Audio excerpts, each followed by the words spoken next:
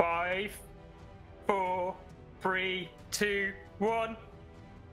Faye! Ah! Brighter of the universe!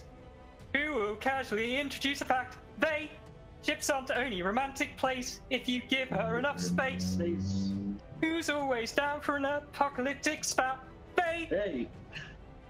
You gonna just leave me hanging here, guys? What the Look, you only get so long to memorize the lyrics.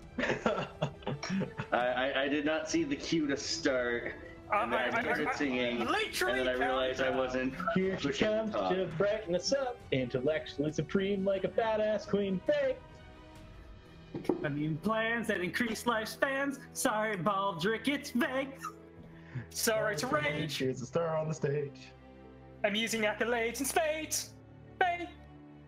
A hoot to boot and ready to be brave. Slight eye for baddies, but then hey, it's May.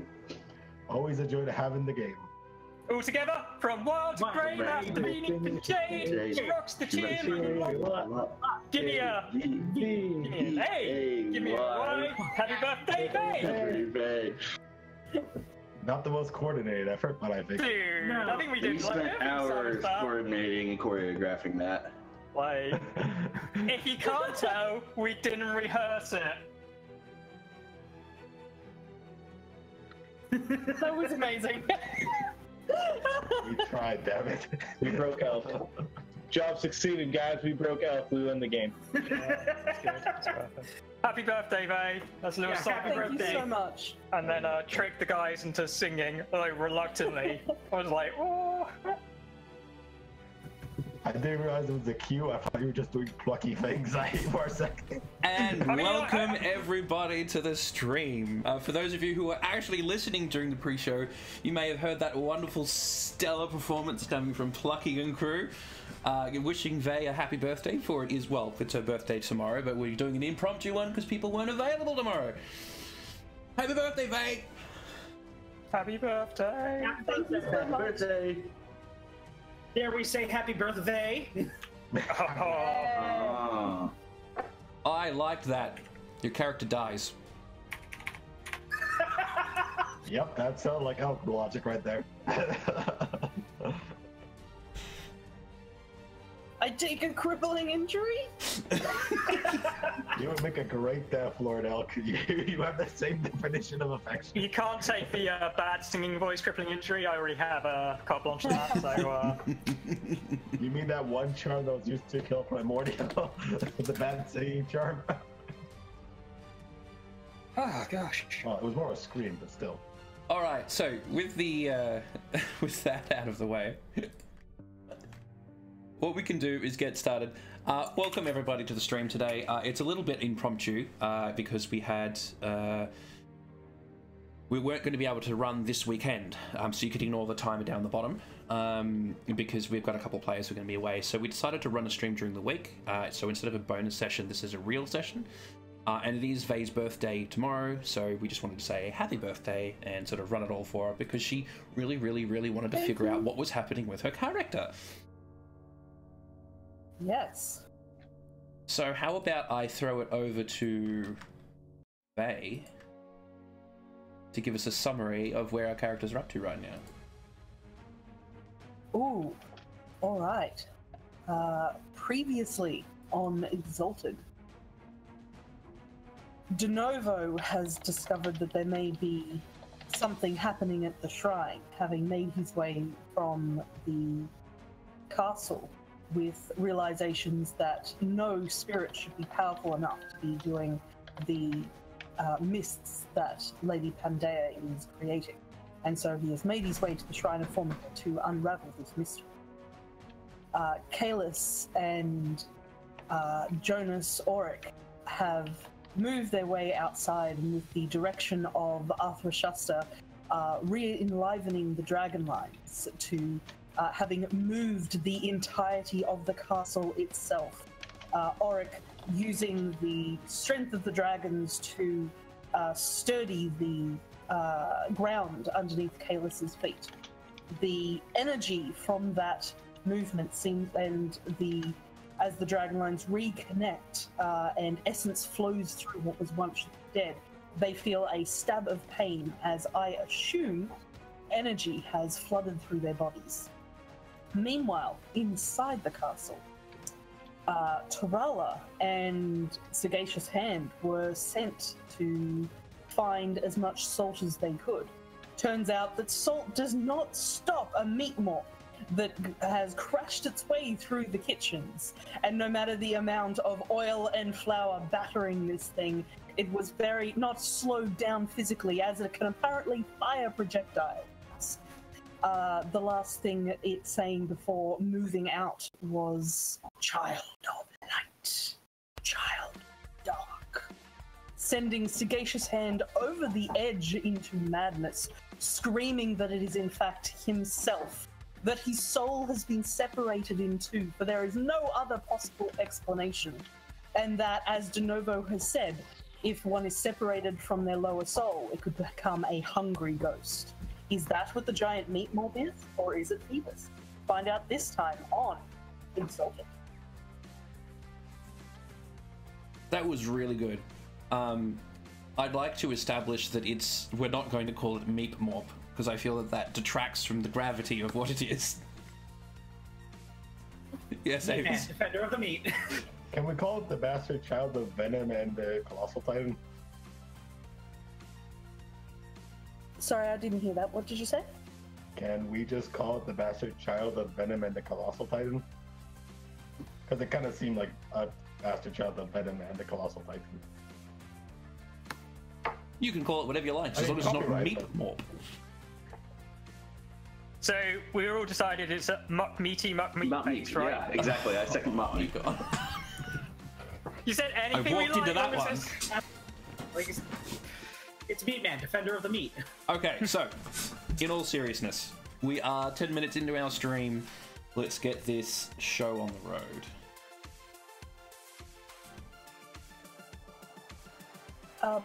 But as we're about to begin, may I ask a question? Yeah. Skype has pooped itself, and 3 people aren't moving. Like, it's just flat screen. Is there a way that I can fix that? It's working So fine on my actually end. see You might guys? just need to reset Skype. So if you do that really quickly before we start. Okay, I'll be right back. Yes, De Novo? Are we getting free speech? Not today. No, sorry. I didn't have enough time to write so it. I can't hear more from Palua's future lunch. I fully intend to feed that person with my sword. What's she gonna do to you? Yeah, she does. She accused me of starting a war. That's what she did. No, this is gonna be like what we're doing with Torala's uncle. We're gonna find somebody in the group to ship them with. I came in at the great them of Johan. Excellent. I've now got everyone's videos. Thank you for the small interlude. I am ready. All right. I'm gonna sit up. My character is at 9 limit. Well, that's better than being at 4 lethal damage. I think. Maybe? Probably. You Limit will took kill you. 6 and then you were healed 2, so yes, 4 lethal. Ooh.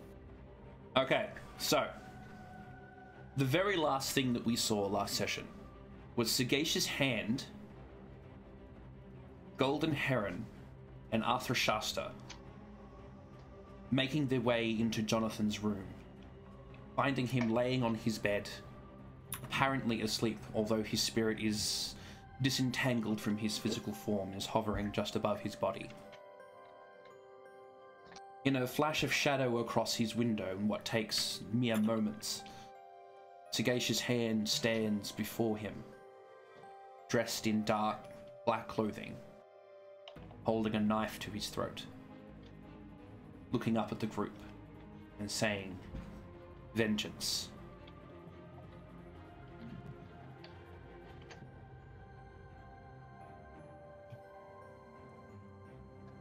Those of you who take the time to check next to you, Sagacious Hand is also there. It appears there are 2 of him.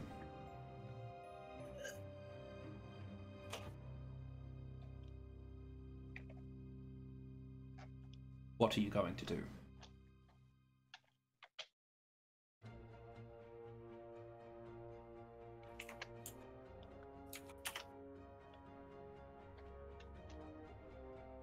Sorry. Dux, you're muted. Unmute.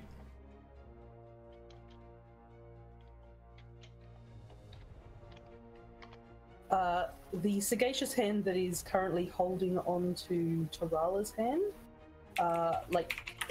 even though with himself with a knife to someone's throat, it's like the visible, relax of, okay, I'm not a giant creature that is firing teeth at myself. I'm feeling a little better about this.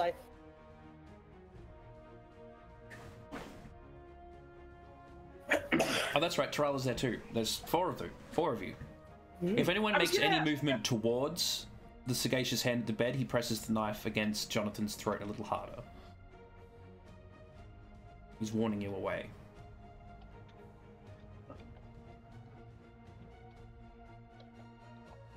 I'm just going to be quiet so I don't go over the top of other people.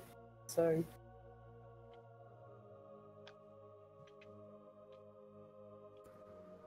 Alright, Shulk. Mm-hmm. What's your social like? Not too shabby. Unless we're lying, then it's moderate. What? I take it you have social charms then. Yeah, I've got a decent pool, appearance 5, and harmonious presence. And therefore also an excellency. Uh-huh. Okay. I don't have fancy tricks, but I have a lot of dice. To be fair, in this situation like this, I think a lot of dice might be the best way to go. Mm-hmm. I'd volunteer, but I'm super moat tapped at the moment.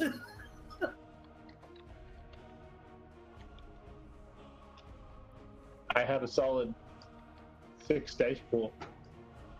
7 dice pool. So, Elk, I'm gonna look him in the eye, and I'm gonna say, if you are the hand that I think you are, then you were with us when we were in the room when we first had our conversation with Jonathan.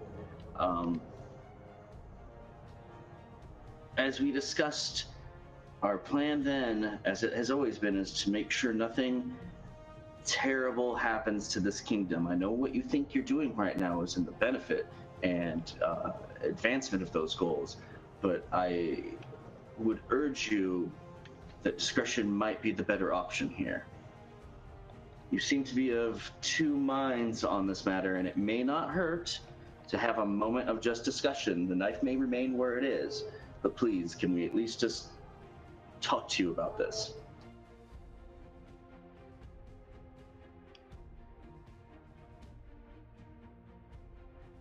He glances down at the knife next to Jonathan's throat, and then back to you. 2 of us, he says, questioning. Are you sure about that? At least.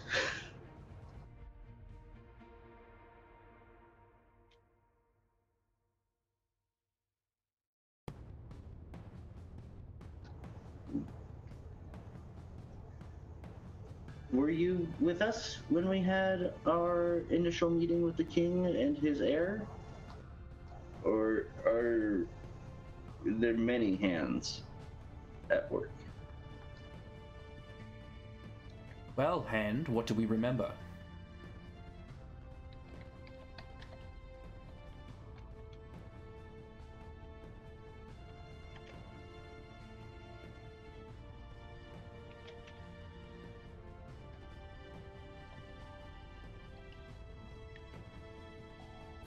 At this point, Sagacious Hand's just staring at him, trying to figure out. So, I haven't transformed into an undead eating thing.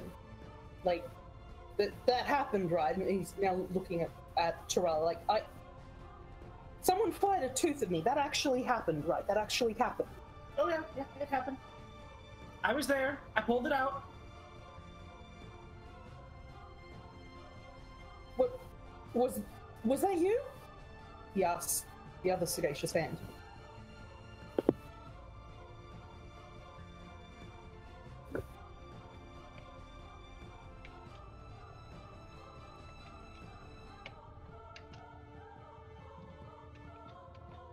Was that me?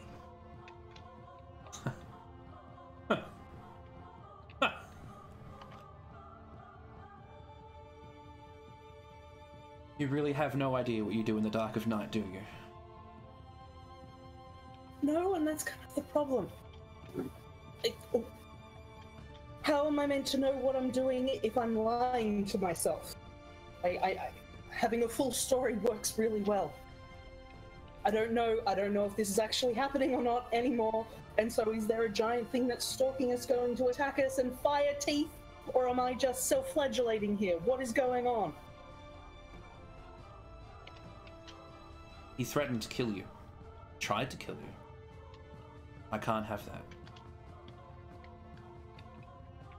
He's just a stupid kid. He's like, he wears way too much cologne and has no mum. He needs some help. Big fan of retribution. We could take him and teach him not to be an asshole. Don't need the blades, man. We'll be fine. We're far too optimistic for our own good.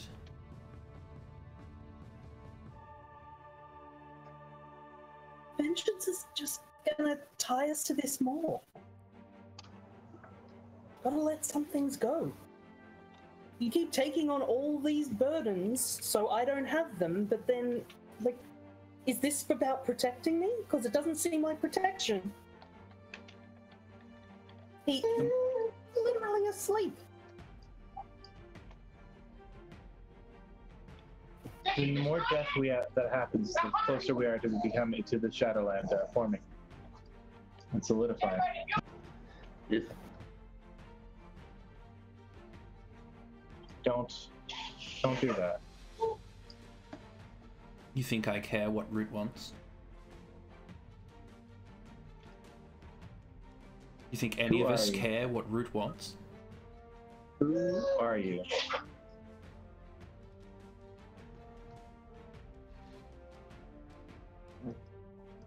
Speaking in. I'm Sagacious Hand. Or at least his waking shadow.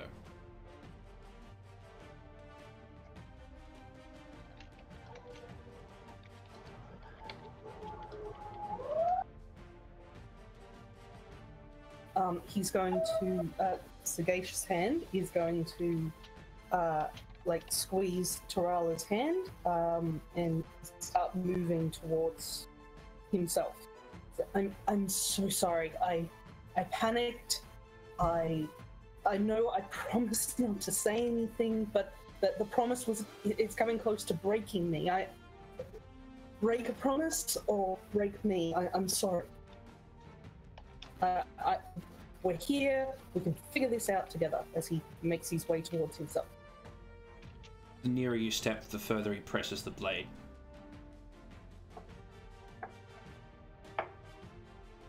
Just don't come any closer. You're not gonna do it. Are you sure about that? This wouldn't be the first time we've killed someone.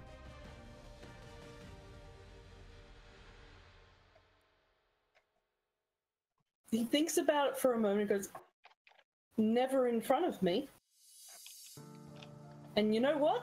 Hand out. Call the blade. They're my knives. See if it works. Interesting. It doesn't.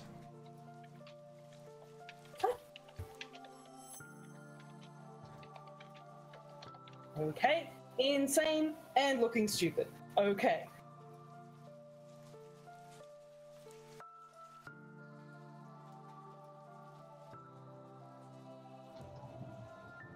Damn it, compartmentalize that as well. Arthur Shasta will clear his throat and say, you know what, if we're being honest, I do have to agree with Secondhand. What are we calling you? No, frankly, I don't. Hand. I frankly, for one, am not personally invested in Roots Organization or Lambert Heights. I'm doing it specifically for the information that he can garner me. If you know anything about me, if you've observed me either directly, indirectly, I do not understand how this relationship works. I think you'll understand that I'm a man who values knowledge and truth above all things, which is why I think you will believe me when I say, if we are going to kill Jonathan, which you completely have the power to do, I established that you are correct about that, please let me do it. I can kill him in a way that hopefully should disperse his soul and not prevent any risk to us in this area.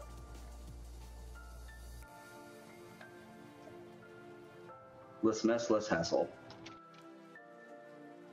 You're offering us your protection. I'm offering to destroy that boy's body if you're going to slit his throat as a better alternative.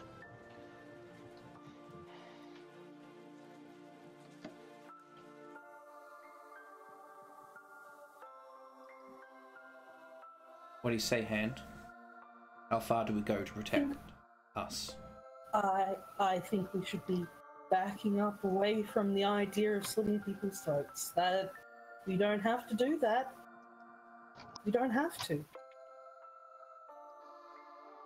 He made a mistake. Several of them. We can help teach him how to fix it so he doesn't make it again.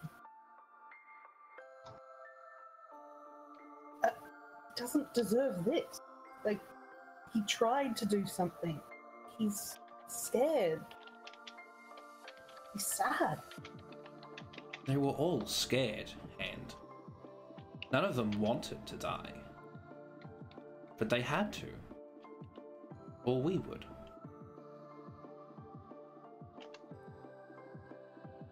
But you've made it abundantly clear that you don't need me anymore.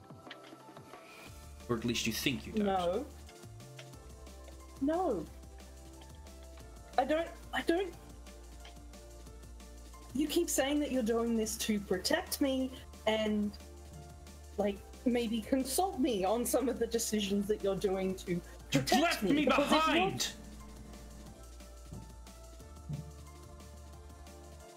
You left me there.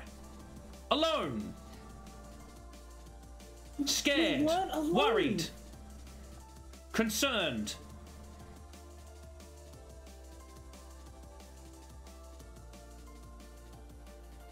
Kalis and Sarah were there.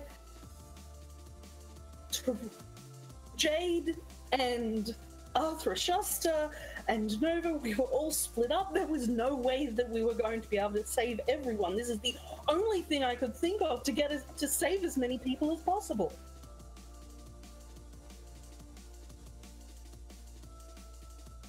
I'm sorry. If you want, I swear before everyone here and heaven itself, I won't leave you again. If that's what you want, just stop. Please don't be angry at me. You're in Eclipse, right, Vay? Yeah, I am. What's your moat pool at? You know what, doesn't matter. I'm going to suggest it in character. Sanctify that oath here and now.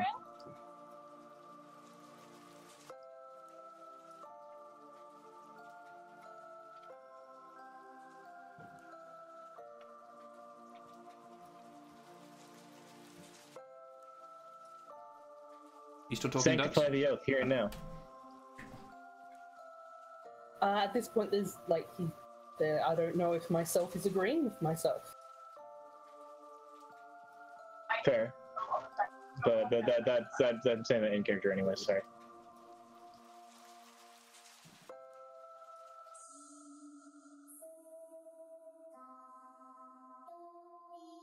When I'm not around, you make stupid decisions. Yeah. You almost got us killed. You've told one of our enemies what we are. You've shared our secret with people we don't trust. You don't trust. They're our friends. Even you, like Kalis.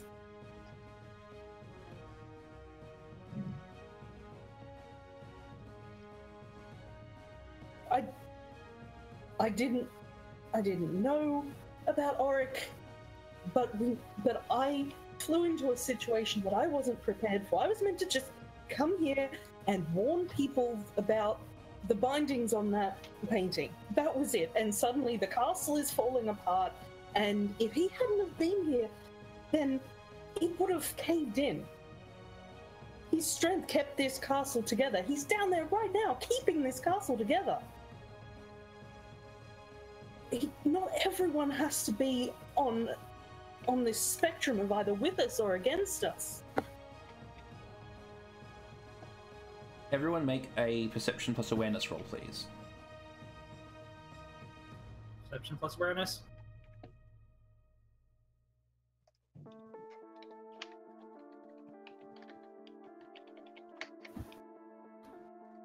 Do you get an opportunity to apply essence to it? Oh, sorry, Kalis and Denovo, no. Alright, 1 sec. 3. I can spend enough to buy 3 dice.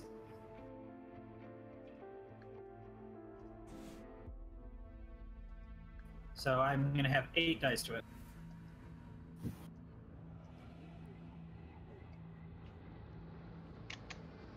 Three successes.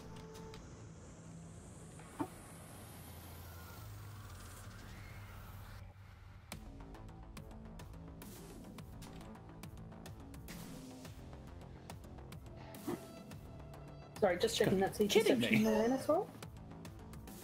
Perception awareness. Okay. The difficulty is 6. I didn't botch.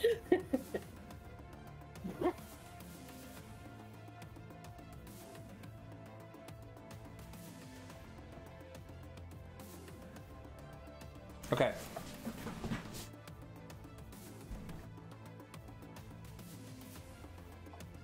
So other hand or offhand? What are we calling this person? Thing?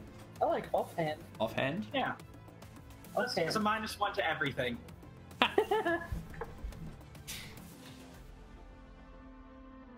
Well, he is pretty handy. Offhand is not convinced.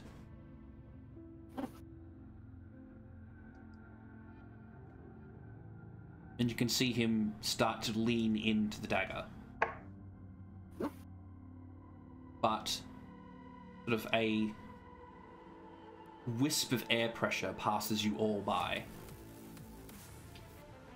And suddenly, offhand goes flying out the window.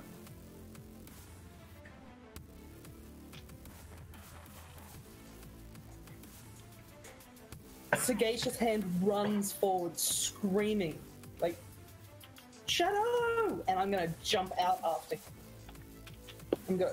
I'm going to attempt to catch him. Alright, everyone roll initiative.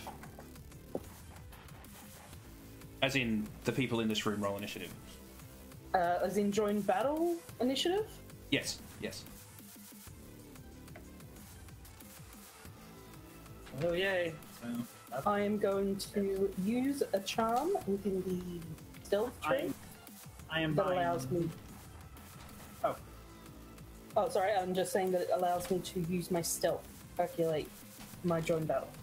Alright, I am using 2 modes to get 1 success.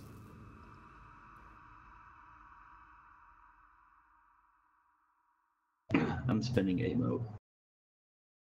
And yeah, I've got 1 more mode left. May as well spend it to get the the remaining die I can buy. Arthur Shasta's at 6. I'm going to try and make this as quick as I can. Okay, I am also spending a full excellency.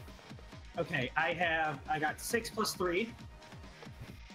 So, well, 6, yeah, total of 6. Trials of 9. On the roll. Yeah.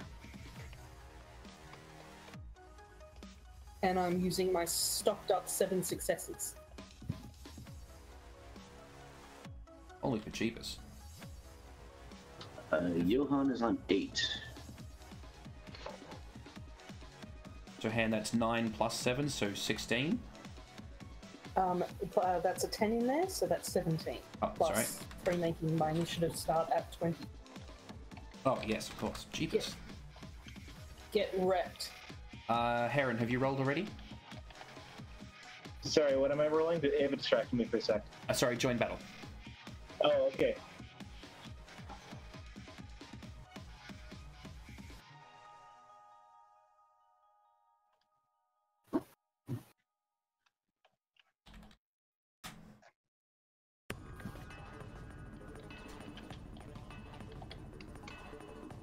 Woo!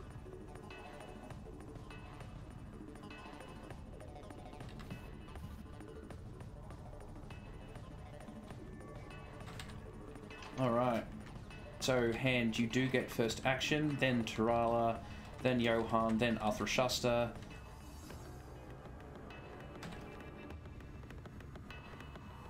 Okay. My action is I am leaping out of that window to catch offhand. I'm going to call him Shadow. I'm going to catch my waking shadow. Attempt to.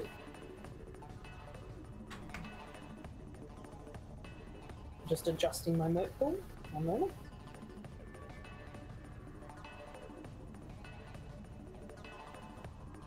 It's Toofy. Wait, my monster, does anyone fighting Toofy again? Or you're fighting Toofy? Sorry? I see monster on that initiative. Is it Toofy? Yes, the monster is on that list, yes. Ah, so is it the Toofy monster? I'm sorry, I'm having really a lot of trouble hearing you. One moment, I'll turn you up. He's asking, is it the tooth monster that we already met? Not me.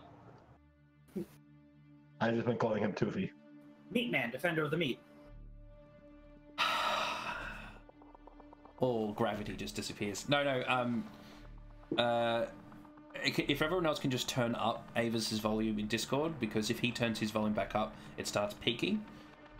So just add a little bit of volume to him through your Discord, and it'll be easier to hear. Already got it. Okay, so Sagacious Hand, you jump out the window.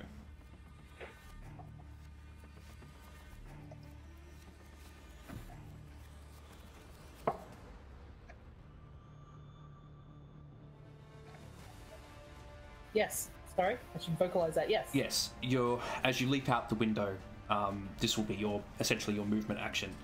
You can see the shadow beginning to fall beyond that same giant tooth sort of lodged in his shoulder as he falls towards the ground.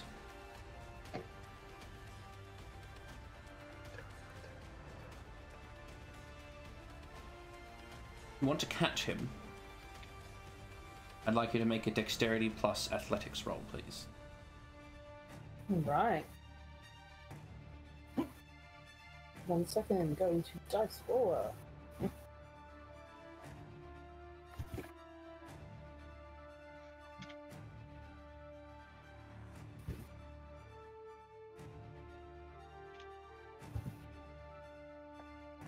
Oh, 1 success. Okay.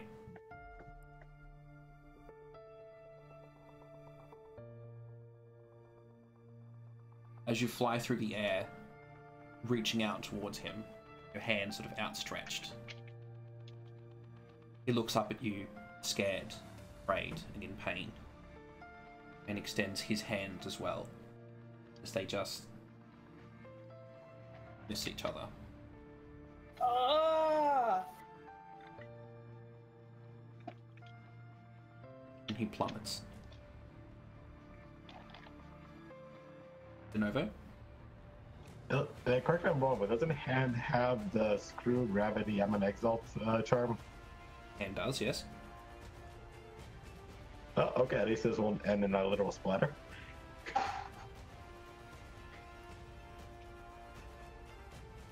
Hand, if you fall from this height, you will take a medium fall damage. Can I try again? No. to miss. Unless you have an absurdly good stunt up your sleeve somehow. Maybe. Absurdly good stunt. I'm still wearing the. If I fall, I'm going to get injured at this point, right? Yeah. Yeah. I'm wearing the cape, the artifact, and as I'm flying out the window, it's making this long trail behind me as you see it burst out with the wind, and you see that it's not really a cape so much as a funeral shroud, and realizing that he is going to die, that I am going to die if I fall. The hands that just meeting, you hear the scream of pain and fear and terror at losing myself, as the hand outstretched even more, the funeral cape moving its way down to wrap itself around my other self. And I would like to take a full defense, defend other. I will take, to wrap myself against myself and take the hit for myself. I'll take the full damage. Okay. I will allow this. Sagacious hand and offhand plummet out the back of the castle.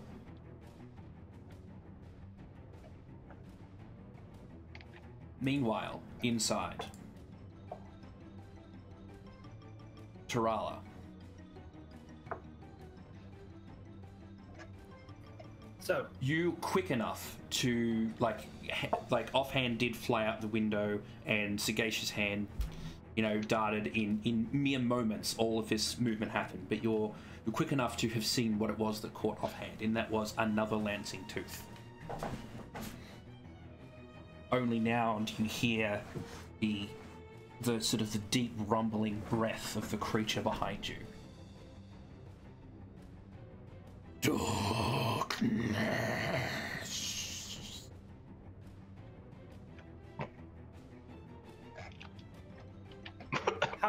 Roughly how far does it sound behind me? It is right behind you. It's standing in the doorway. Oh, fun! All right, well. This isn't cool for him. Especially as now I have a maximum pool for this.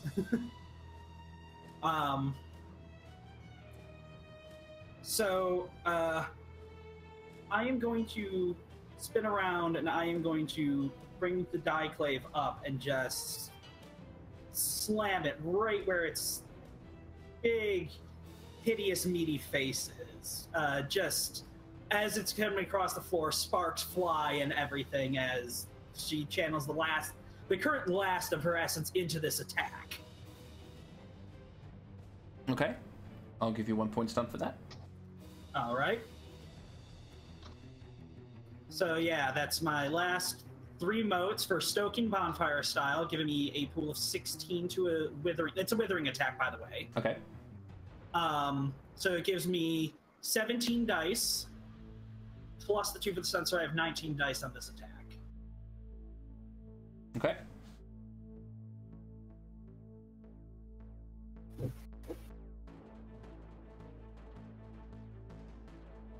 All right, so 6 successes.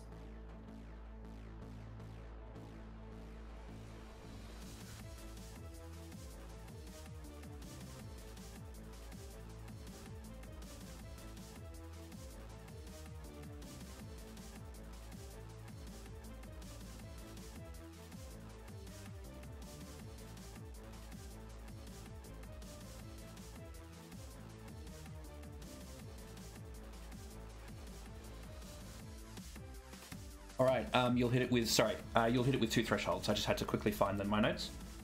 Oh, okay, cool. I was like, because in Skype it's really dark and you have this sinister look like, oh god, I missed it. No. Okay, so as thresholds. the Dieclave sort of just runs sparks up through the ground to come up towards its face. It tries to move its hand in the way, but your Dieclave just sort of smashes up against its fingers, pushing them out of the way, and then crashing up into the bottom of its tube. Ow! All right. That does my base damage is 15 plus the 2 successes, plus the 2 threshold. Okay. So how much do I roll after soak? Oh right, its soak is 11. So 4. Well, that's below my minimum. My minimum is 5. Okay. So roll 5. I got 1, so my initiative goes up 2 total, and he drops down an initiative. Drops to 4. Next is Johan. Your blade sort of crashes into the bottom of its skull. The sort of the bony protrusion that is making up its jaw, framing the meat of its face, sort of just clangs against your blade, and sort of more sparks fly as your sort of, you know, rusted, beaten up, dilapidated blade sort of just drags across it too, and sending sparks flying just like it did when it hit the ground.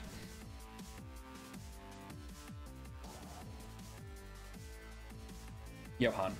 Just before Johan goes, as she comes around, could she move out of the way because she knows Johan is there, and that way he can get a bead with whatever he's gonna do? Like, just as the move is just staying in close range, but just kind of pirouetting around a bit. Okay. Opening up the doorway. Johan's action. Arthur Shasta is going to activate a reflexive charm to use on Johan. He is going to snap his fingers at Johan to get his attention and say, "Johan, boy, defend Sarah. Burned that thing."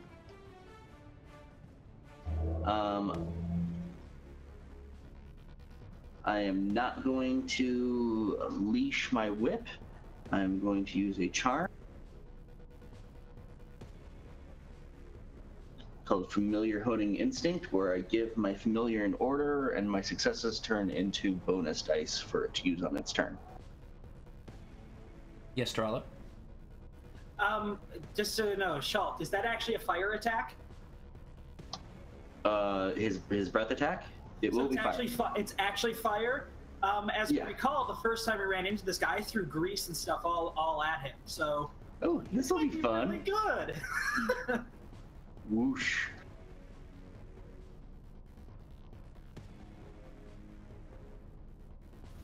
Is this breath attack going to be withering or decisive? It's going to be withering, but first I need to make my roll to command him to give him his bonus dice. So let me do that really quick.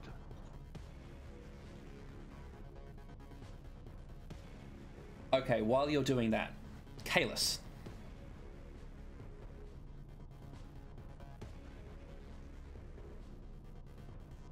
While being racked with pain from the energy surging through Jonas and then through you down into the sort of the kindling down below, catching it ablaze in a sort of bonfire of white hot essence sort of burning away, you hear a crash behind you. Beside you, as the sort of the ground splinters.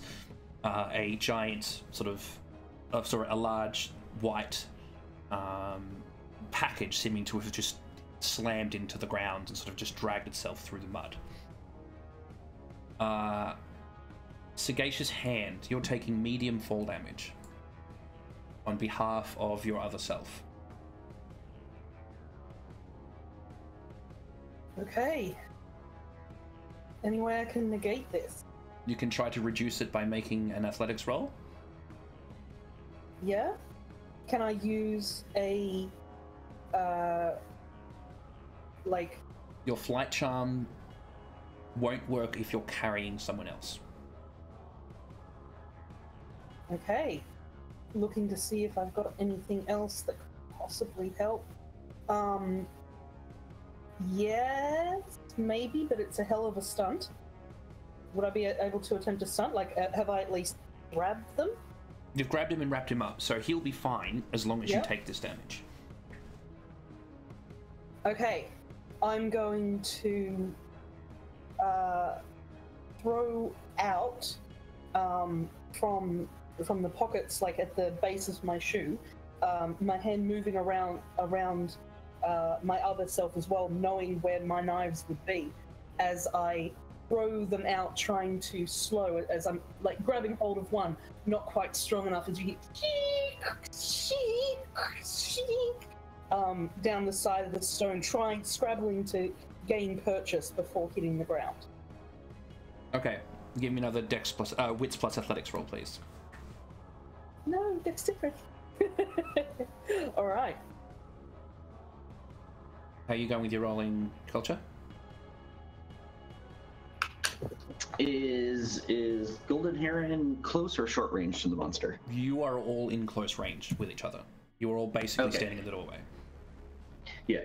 So yeah, Johann will immediately spring after the command into motion and like sort of hop in front of Sarah and like start growling heavily as like the growling starts almost sounding like a hiss, and then you realize it's like a burner that you leave on as the gas is like billowing and like pouring out of his mouth as he just lets forth, like he holds as much of it in so he can get a larger, because he doesn't have to really go for range. He wants it to go for like just immediate impact into the tooth monster, just raking him from like foot to head as it catches the aforementioned grease and just engulfs him in a bonfire. Okay, I'll give you a 2-point stun for that. Mentioning the grease from earlier. Thank you very much. All right, that's teamwork. I'm going to use that willpower on a 6, and I get an extra success due to a dog power that he has.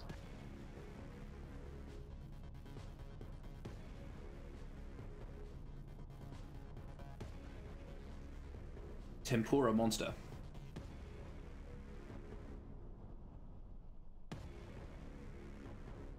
I will hit him 7 times. Or get 7 successes. I wish I hit him 7 times. Okay, that's 4 thresholds. That will put his base damage to 19. And you said his soak was 11? Yep.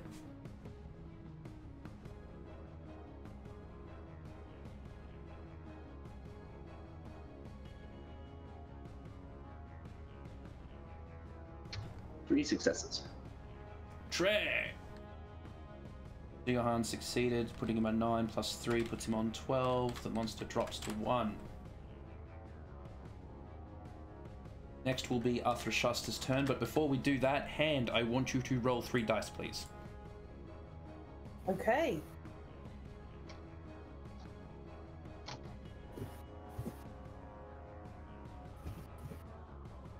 Succeeded 2 times. You take 5 bashing damage from the fall. Ooh.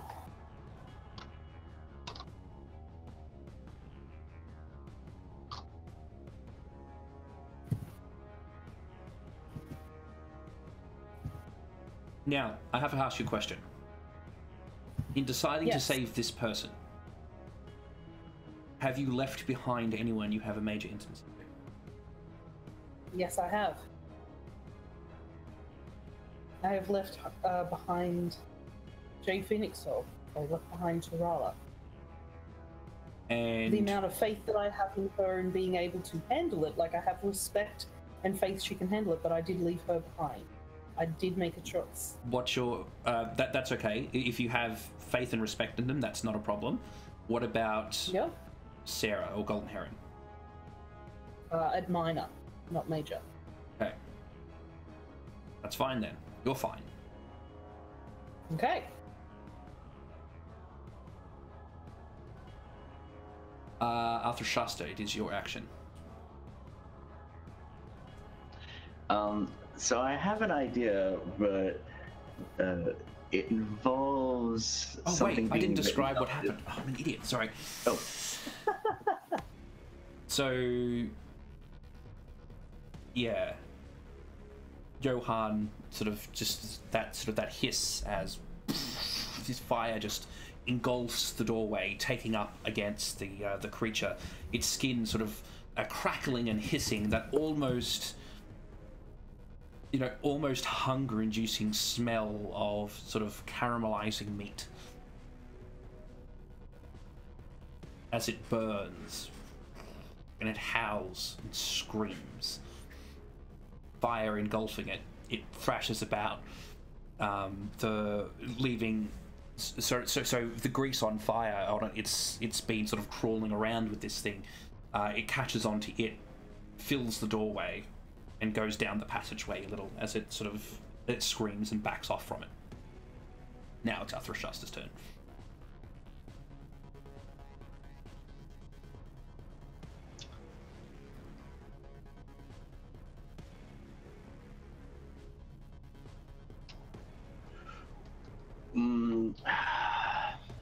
It's leaving, but I still don't trust what it's doing. I am gonna come up. It's just out in the hallway, a little bit down the ways, right?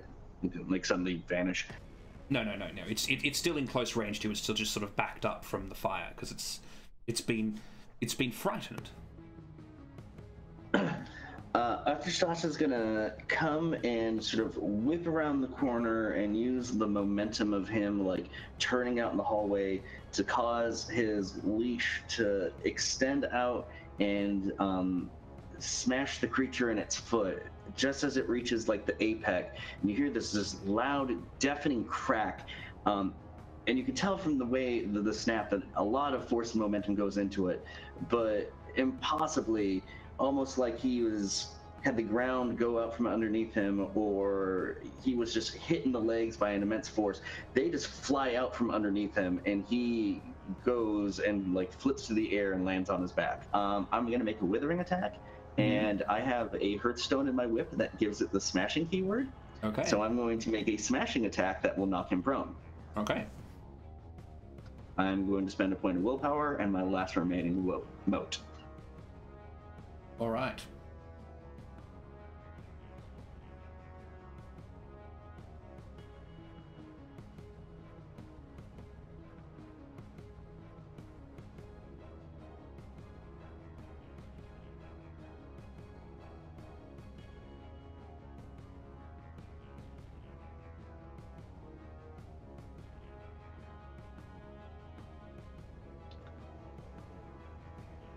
I will hit. I get 6 successes, but the difficulty is increased by 1 for doing the smash attack, I think. Or is it just I take a penalty to my DB and initiative loss? You pay 2 initiative and suffer a penalty of 1 to your defense for the turn until you're fresh. Oh, absolutely. Smash attacks are amazing. So yeah, 6 successes to hit. So you spent 2 initiative. 6 successes to hit, so its DV would now be down to 2, so that's 4 thresholds.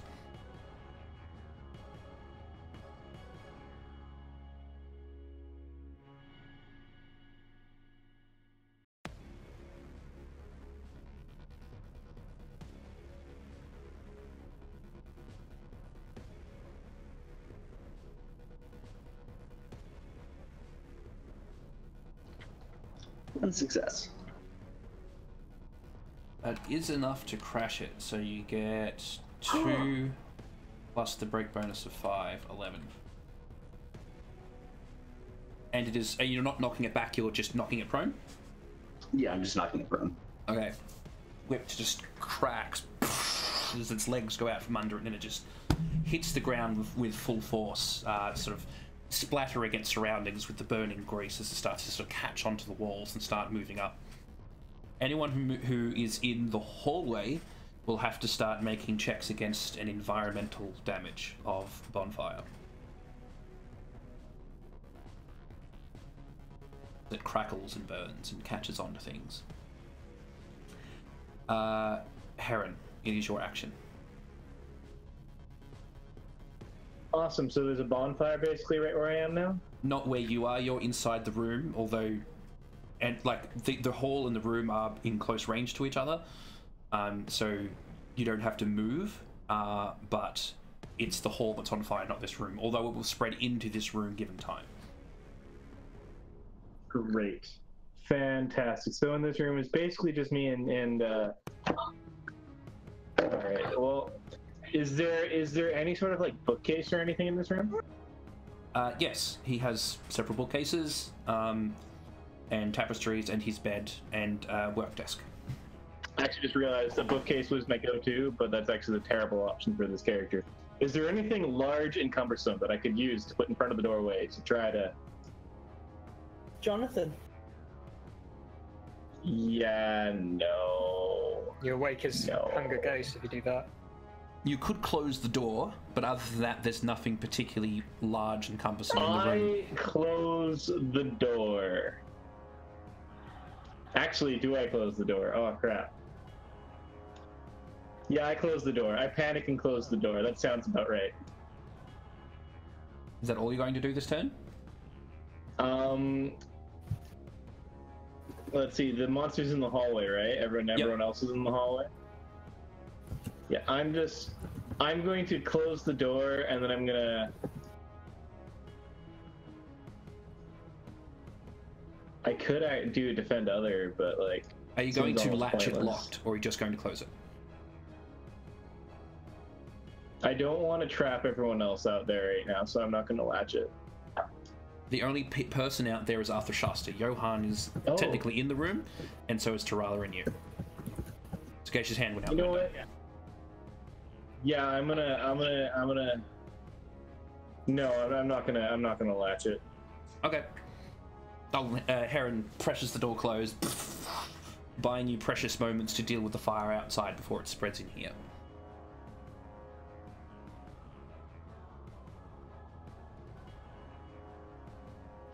Stay strong, Arthur Shasta.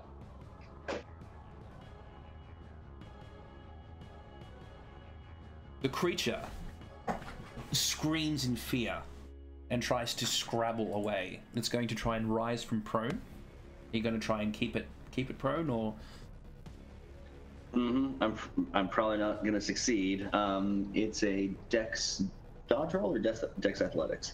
I think he rolls against a difficulty 2, if you're resisting him. I think. Oh, that's so much better for me. I'll double check. Sorry, everyone. Locations. Roll like rise from prone. Yeah, difficulty 2.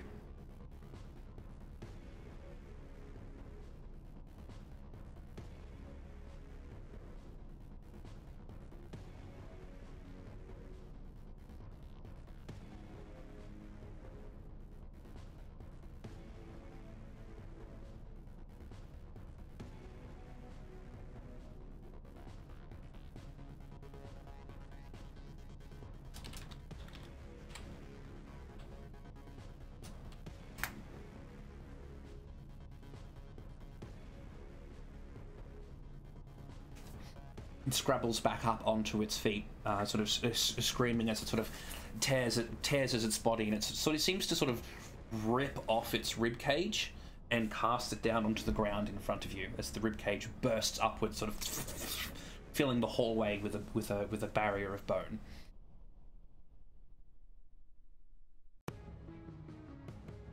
That's the end of the round. Everyone in the combat regain 5 motes. Yay. Do we hear this combat going on, and can we start hearing like sounds of the fire? Yes, sorry, I was getting to that. So it's the end of the round, so everyone in the combat gains 5 motes. Kalis, as I mentioned, you've heard the slam of this sort of great white package sort of hit the ground beside you as the energy from the dragon line starts to subside. The kindling down below still burning that white hot essence fire as Jonas falls to one knee, pulling you back to the ledge, allowing you to inspect this package. But Jonas, are you okay? As he makes his way to inspect the package. I smell meat. Maybe they thrown out some food for us, huh? As he starts to unwrap the package. He groans, sort of just grabbing at his chest, yes, and looks up before exclaiming that there is a fire in the castle. And as you sort of unwrap this package, you can find 2 sagacious hands sort of laying on top of each other, looking worse for wear. One of them is sort of skewered with a giant bone through its shoulder. The other one is sort of has hit the ground hard, and you can tell that it's it moans in pain. I also have a hole where I was also skewered by a thing. But they're moaning. Are they both moaning? Yeah, they're both in pain. Cool, that's good. I turn to Jonas. Jonas, can you get me up to that window?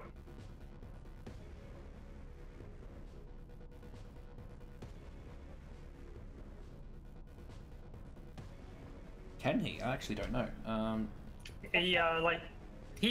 hoping he can surfboard up the stone like he did for Sarah. He's already got that, so I'm hoping he will be able to surf me up the wall.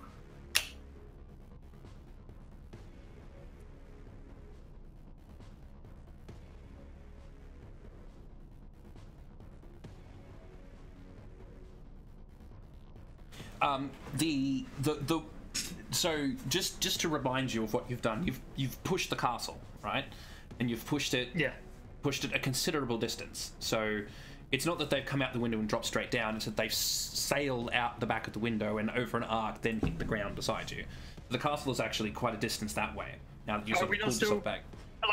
Aren't I not next to the castle because I was pushing it? I'm a bit confused. So you've created a crater behind the castle?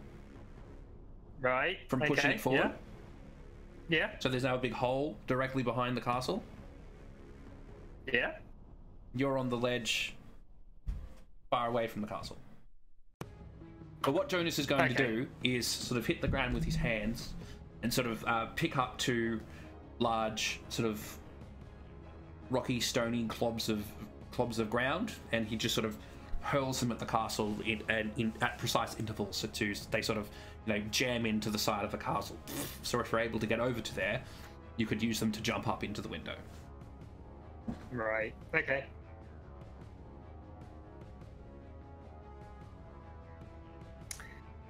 How far away am I from the castle? A range band, we'll say. So if you have monkey leap, or you can make an athletics roll to jump that far. Don't I just move? So if you move, you'll go down.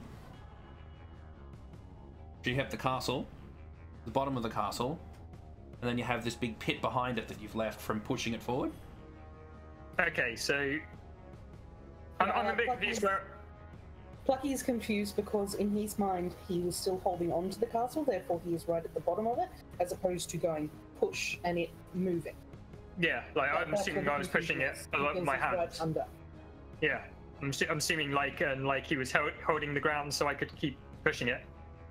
That was how it was playing out in my mind. Oh, okay, right. That's not how I had it in my head. I thought you'd just given it such a good shove that it sort of... No, I didn't shove it. I was pushing it. Right. Yeah. That way I could keep control of it.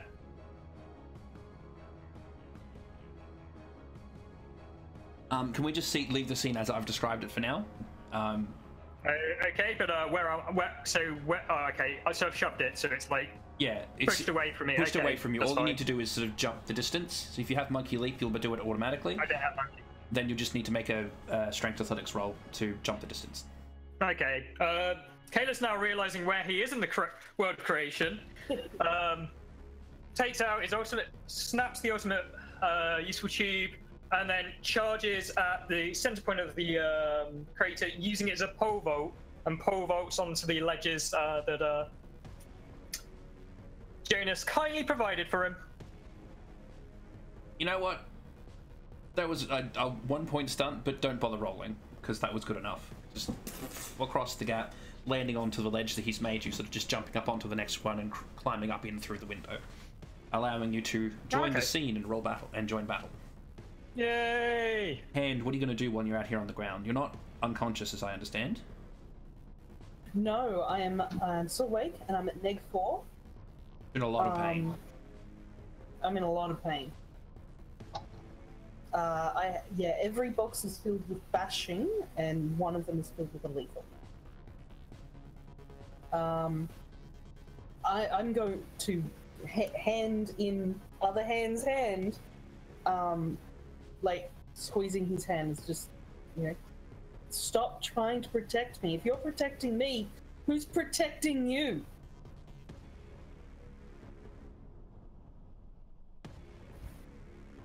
Is he okay? He grunts with effort before grabbing hold of the spine and just ripping it out of his shoulder.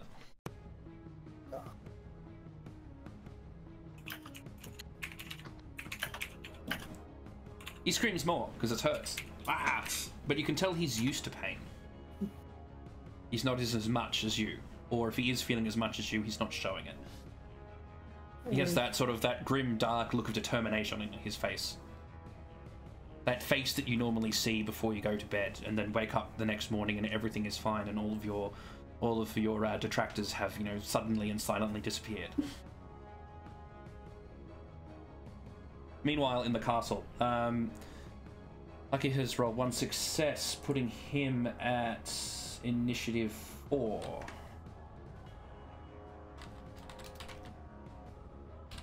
It is Tarala's. Oh wait, no, it's Johan's action. Remember that the door is closed right now. Yes.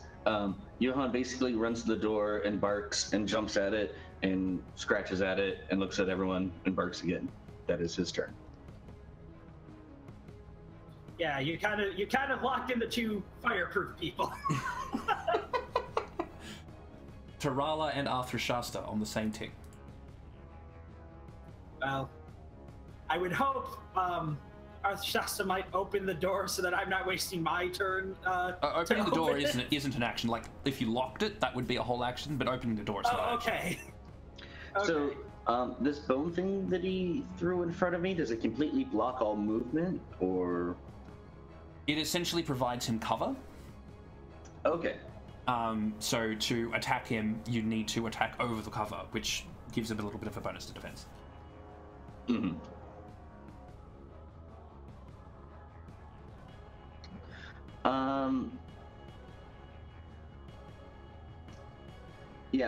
What I'm gonna do is I'm gonna sort of pirouette back, and as I step out, I'm gonna lash out and wrap around his neck with the whip, and sort of using my momentum, just drag him out of the cover and like put him into the ground. I'm gonna use a grapple. Okay. Does your whip would have flexible, so it ignores the cover bonus. Whips, all the keywords.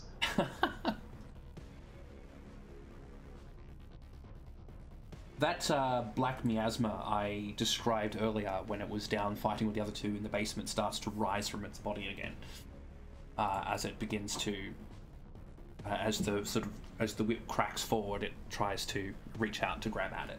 It is going to activate some magic.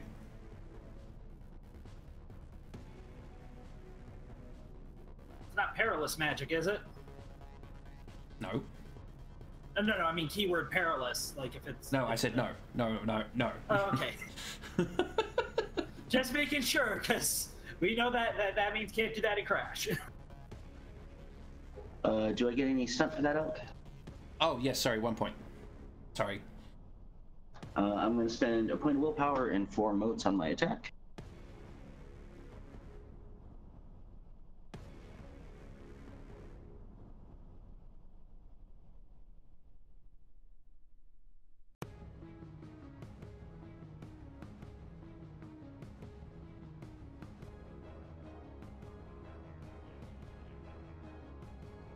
Oh, nice.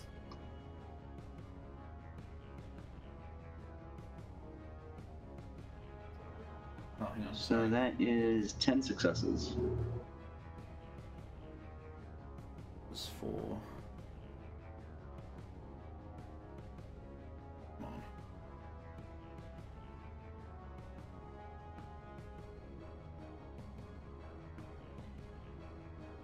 Okay, that's 3 thresholds.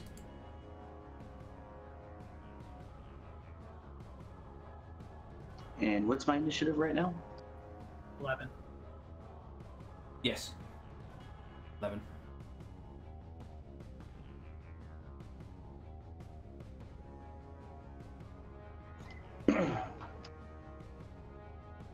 Alright, and that Succeed costs on the you clinch. 3 initiative, putting you to 8. You now have to roll control. Mm-hmm. And this is where it gets hard for you. Yeah, because it's strength. That said, even if you lose, you still get 1 turn of whatever you want to do.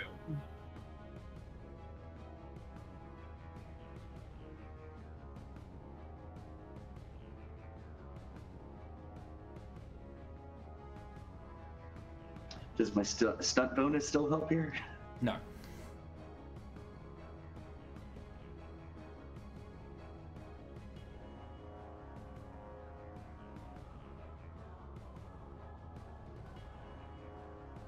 And can I spend a point of willpower? Yes, for this you can. Then I will get 6 rounds of control. Hang on, he has to resist it. 1 sec. Oh yeah. Getting ahead of myself. Yeah, I have 6 successes. I'm just using, positive thinking. I've read The Secret.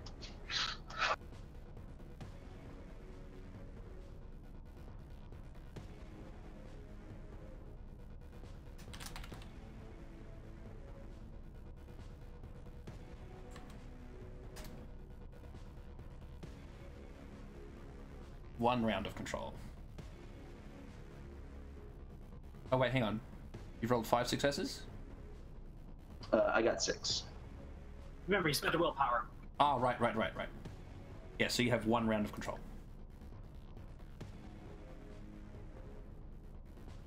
The whip snaps around its neck. You can feel its muscles start to bulge against it, straining against the whip, threatening to sort of break it apart. It is difficult to hold it down.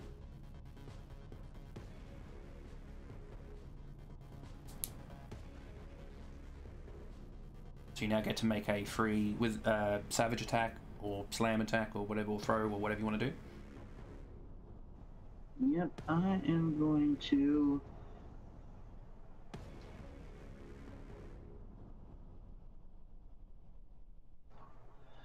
Yeah, I'm gonna throw them. I will not get the most out of it, but I'll get the best. I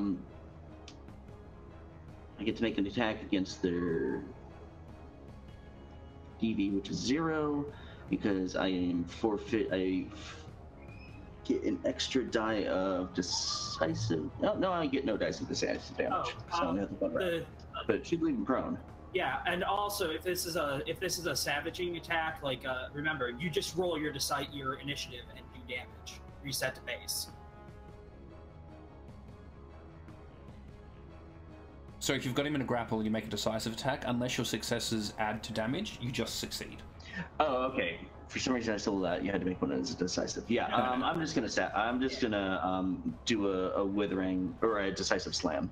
Okay, cool. So I'm at 8 initiative right now. Yep.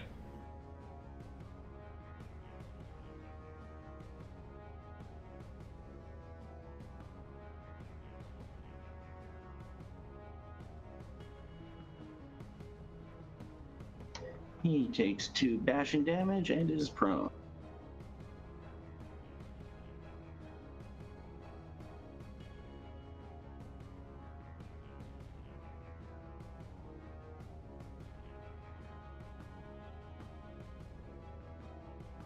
Alright. Okay, you now have to make a stamina plus resistance roll against the fire that you're standing in. This is not where I am a Viking. Are you just throwing him onto the ground in front of you, or off the other direction, or where are you throwing it? Yeah, I'm trying to throw him back as far as I can. I see it. There's already an area that is on fire and problematic, and I'm trying to keep him in that zone as much as possible. So that's where I'm going to throw him back into. Okay.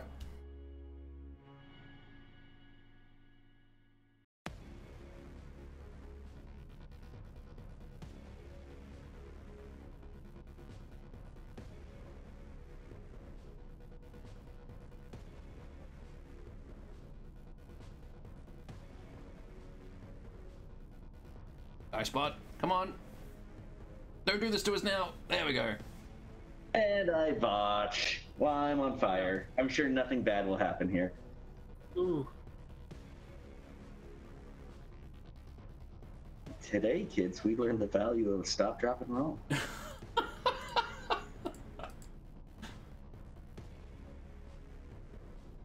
All right.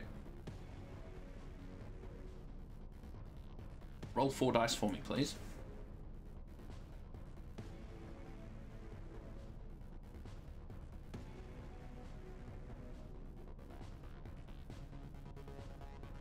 The 10s don't count as 2 for this, but you take 2 lethal damage from the burns. And as you've thrown him onto the ground in front of you, as he sailed up over the top of you to pull him out over the cover, the grease has sort of just dripped off him like napalm and slapped itself onto you, meaning wherever you go, you're going to be on fire until you put yourself out. Remember, it's a grease fire.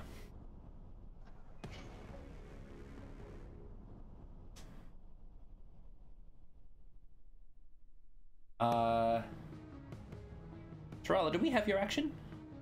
No, you were waiting for. I was waiting for him to do his. Okay, cool. Cool. So he's the yes. one that was actually by the monster. All right, so I whip open the door. Where in relationship to the door and is the monster, me, and Arthur Shasta? All right, so because this is happening on the same tick, against you, it will still it's still on the other side of this bone barrier thing that it's created. So it'll have a light cover, which is a +1 defense against your attack, but Arthur Shasta's in the middle of sort of whipping it around the throat and sort of pulling it back to slam on the ground beside him. So you could attack it while it's sailing through the air, or you could sort of try and leap over the cover and attack it, whatever you want to do. All right. I'm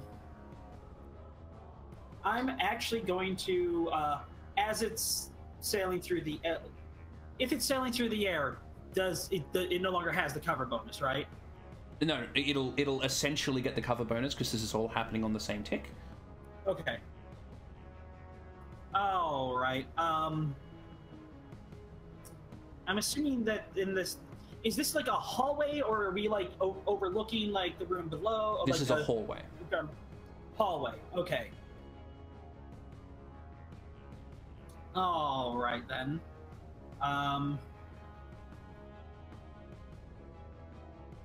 So as it's over there, I am going to.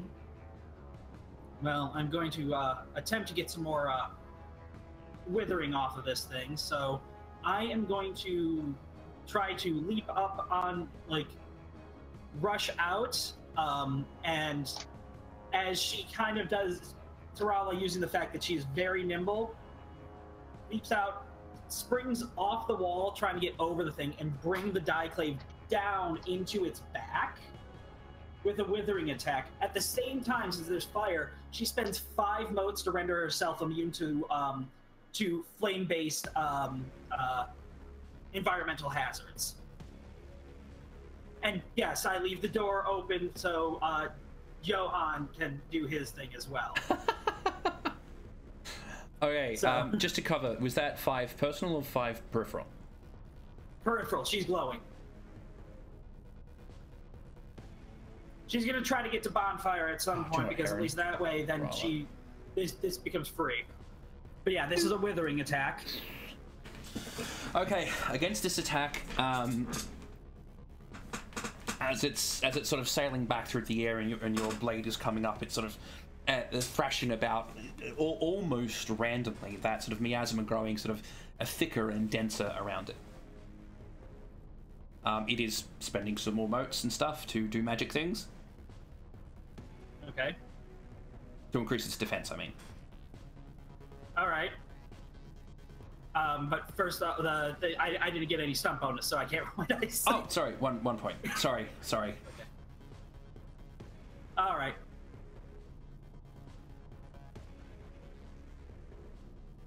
So that's 15 dice. I'm going to burn a willpower on this. Make it 15 dice, 1 success.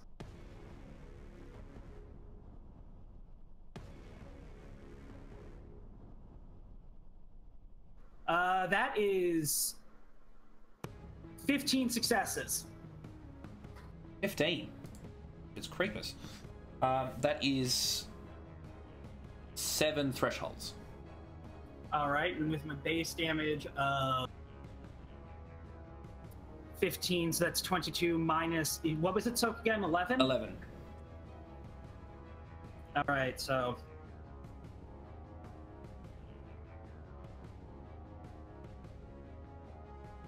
And I get 5 initiative from it. So 6, actually, so now I'm at initiative 17. 10. Oh wait, no, you're not Heron. No.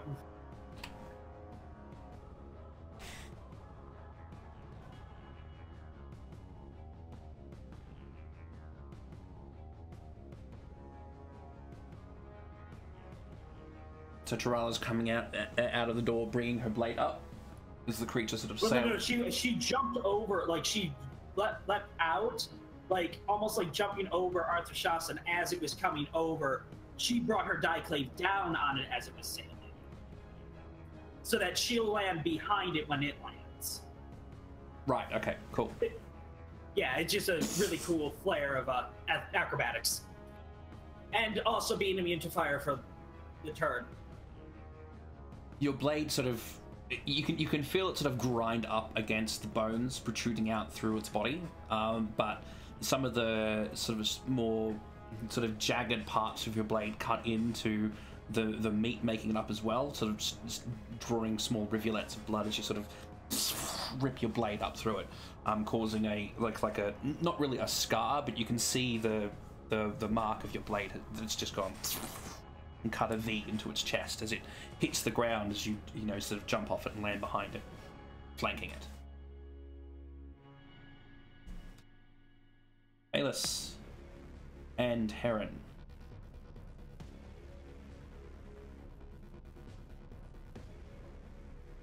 I didn't regain the motes for the combat, did I? Because Nope. I wasn't in it. Okay. I don't have any motes. Unless somebody can help me out with some motes, Heron. I mean, I'm behind the door, but get to me, and I'll give you I'm in the room He's with in you. the room with you. He's Oh, just you're jumped in through the room? window. Okay, I'll give you motes. I'll give you motes next round. Sorry. Cool. I'm just like, yeah, I'm in the room. I just rolled it in, like just dropped in casually. Cool. Roaring dual battle action and stuff like that. Yeah, he's done that already. He's acting now on your tick. I like how none of you questioned my use of words there, but keep going. So you're both acting on the same tick. Excellent. I will use. You know what? Yeah, let's do Essence Influx method, or not in Essence Influx. What's it called? Landing. Essence landing. Essence Landing method. Yeah. And I'll do the once per scene thing effect as well.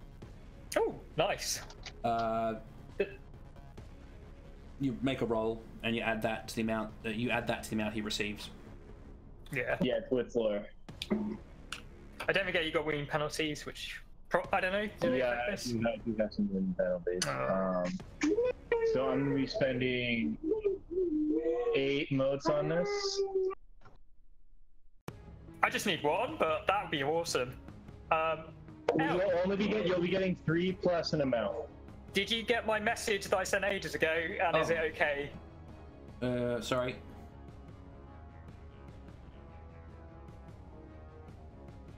Yes, that's fine.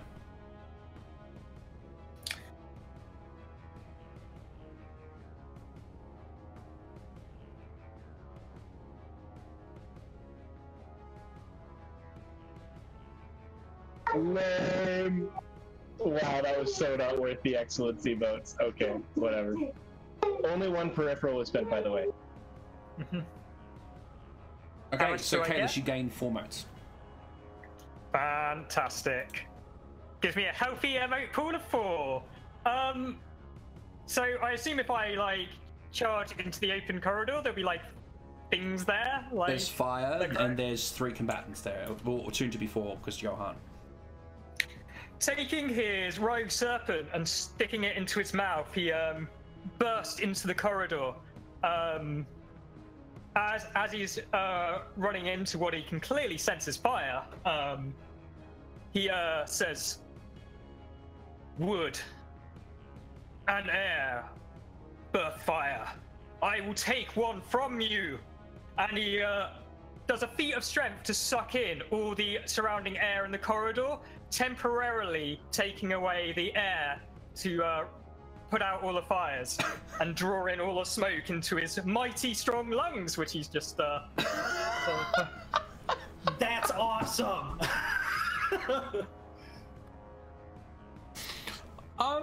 I'll give that a 3-point stun. Thank you very much, Kalis. That is wonderful. Thank you guys for letting me do this. That's good. I'm gonna. What you'll need to make a gambit to make this work. So Okay. But it automatically hits because you're not really targeting any like a person or anything. It's a stationary object. Cool. So just roll your initiative, please, against a difficulty of 2. Okay. I can't really add anything to help with that gambit, can I? I'm putting willpower. Can I put willpower into this or not? No, you can't. Okay. You have 4 dice. Oh, But I gave you a stun. Okay. So Okay. Do I add the stun dice to it? yeah, add the stun here. Okay. Cool. And then I get to do my feat of strength and like draw in all the air.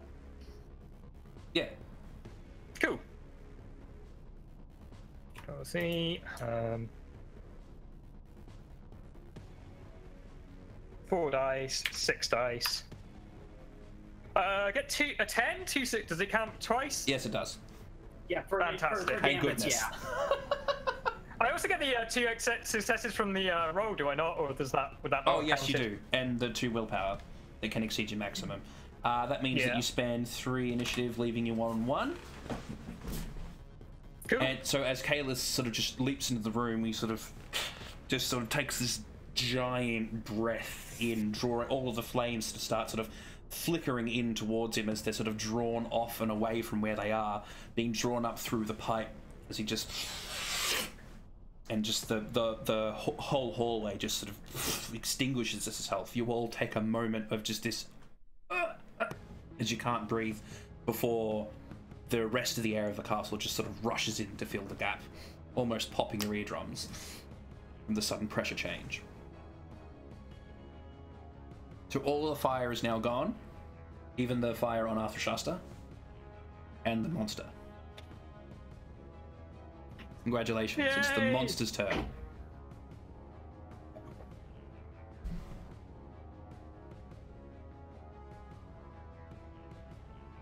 So I have to keep flicking between documents to get its stats back up again. No worries.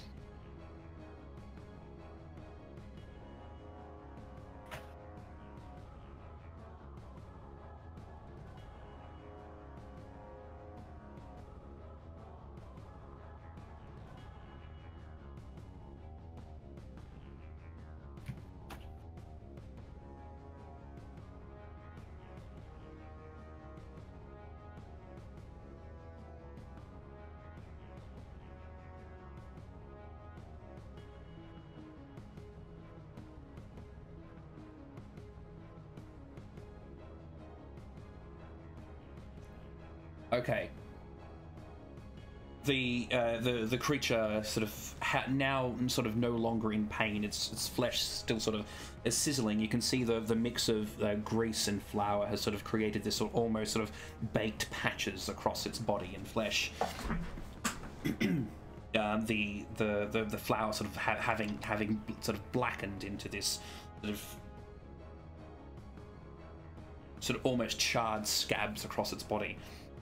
It roars in anger and frustration, reaching out a great hand, forming it into just this enormous club as its arm almost fills the entire hallway, its muscles bulge for a giant instant before its fist comes clear through, passing Kalis and Tarala to slam into Arthashasta.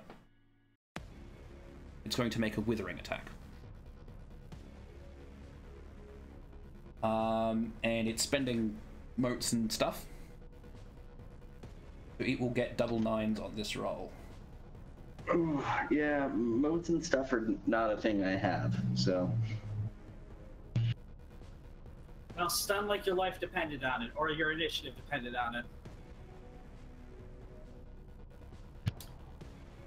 But I have both Kalis Kodan and Tarala are here. Both of my heroes will rescue me. If I It's still stunned anyway. If you don't have a stunt, I could have a stunt that could help you, Culture. If the elk allows it. Well, for my stunt is, as his fist starts bulking up and coming at me with my mastery of kinesiology and understanding of the body and musculature, I'm just going to kind of step forward and with the barest bit of motion and force, just tap muscles in the right place as they're twitching and coming into full form that cause like a chain reaction for the full arm to kind of like twitch and spasm off and just completely whiff. Okay, I'll give you 1 point stun for that one. All right, What I is your will have defense? a DD of 5.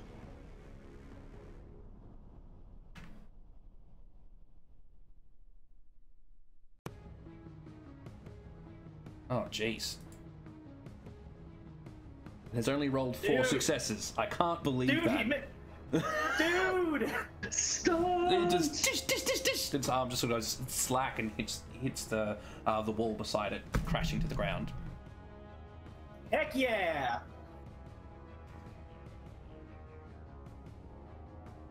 That is the end of the round. Everyone in combat gains 5 motes. Excellent. Yes, Hand? What? Oh, can't hear you, sorry. So, are you guys feeling confident in this battle, or like, would you like me to try and distract it out of the castle? I've got a hefty initiative, and I think I'm next. Are we sure we want to? Sorry, mate. I was going to say, do you want me to try and get it out of the castle, because it seems to be getting large and smashing things, and the castle on fire with innocents? Shall I make it when I get a chance? If I get a chance, do you want me to try and lure it out of the castle and you guys follow, or would you prefer me to not do anything, let you guys fight where you are? I'm really worried about your health and well-being. We took out the fires. That's one of the reasons I went up there. So there's no fire anymore.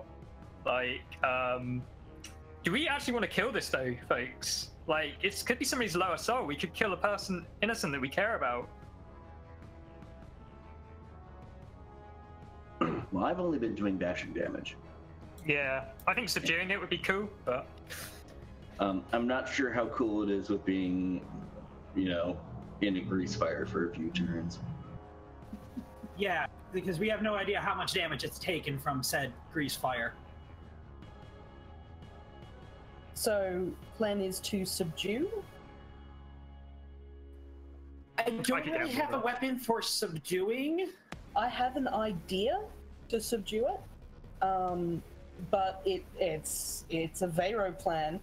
So, do you want me to go ahead? But doing that might make, I don't want to wreck your guys, hit it with as many swords as you can. go for it. Oh, that's you Alright, back to rounds. Okay. So the first action would be Sagacious Hands. Except...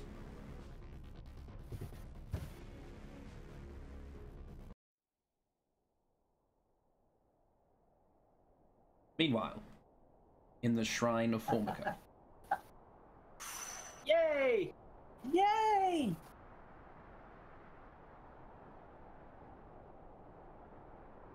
De novo. Yay. After all of the sort of the earth shuddering, shaking, quaking, crashing, and thrashing about, the little shrine has fallen to its side, the kabuto falling off, revealing the effigy of the oak tree underneath.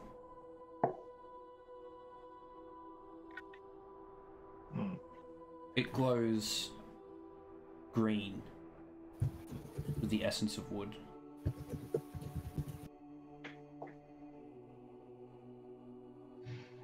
Pulsating and drawing you towards it, begging you to take hold.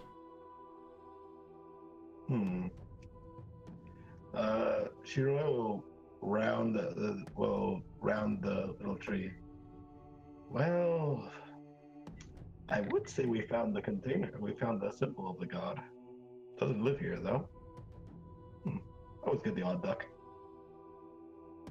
Denovo will study the tree, scratching his chin. It clearly wants me to touch it, which is probably the best reason not to touch it. What if it's flammable?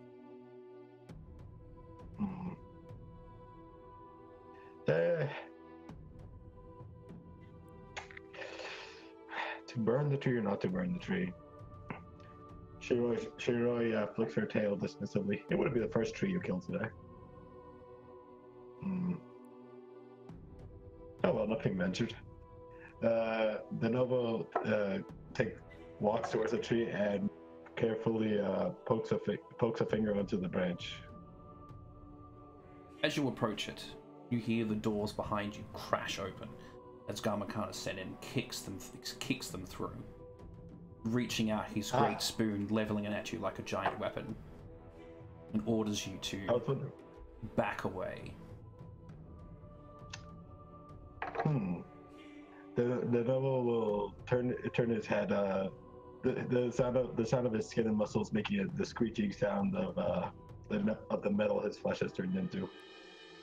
Oh, nice of you to join us. You know, I do have a few questions. The Nova says while walking around the tree to study the tree contrasting against Gamakawa Senin. A number of questions actually. You said you represented heaven, didn't you? You even have a brand and everything. So many questions. You've been taking inventory since you got here. And I'm fairly sure you know that the lady Pandea is turning into a god. Almost certain of it, actually. And there's no way that it was Phoebus? There's no way his ghost could be so powerful so young. And the Nova tilted his head to kind of study a branching contrasting to the spoon. Which leads me to think you know a lot you're letting on. And now that I think about it, you were going to brand me for a mistake I was making on faulty information. I kind of feel like I've been set up a little. Feels almost disingenuous. But then again, you didn't want to brand me. I could see that much. Questions. So, if you don't mind me asking, who's telling you can't act, and who's telling the god, and who is objecting so much to the goddess of the land reacting to potentially being he flicks a thumb against his forehead. Usurped? I like that word. Well, I don't like it. Well, half of me likes it, half of me doesn't. That's a long story. But I'm just an old man rambling. So, do you have any answers, or are you going to point the spoon at me and then try to kill me? Again, this interference is not sanctioned. Formika will be censured for this. I advise you to step away. Sanctioned by whom? Wait, sanctions, censors. Oh! There's a censor, isn't there?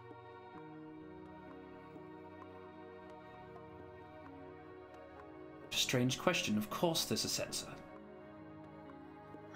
We can't have you lot mucking about on creation. Ruining everything. Mucking about, you say? Everyone's been dying here for, I don't know. Let's say 18 years, give or take. No, 10 years, give or take, sorry. And yet, somehow, we're the ones mucking about. I can't help but wonder. I do feel a little bit like that there's someone's pinning something on me. Now, if not letting this land fall into a shadowland is mucking about, as you say, then what would you call wasting the time and not keeping this place out of the Shadowlands? Some very nice trees, incidentally.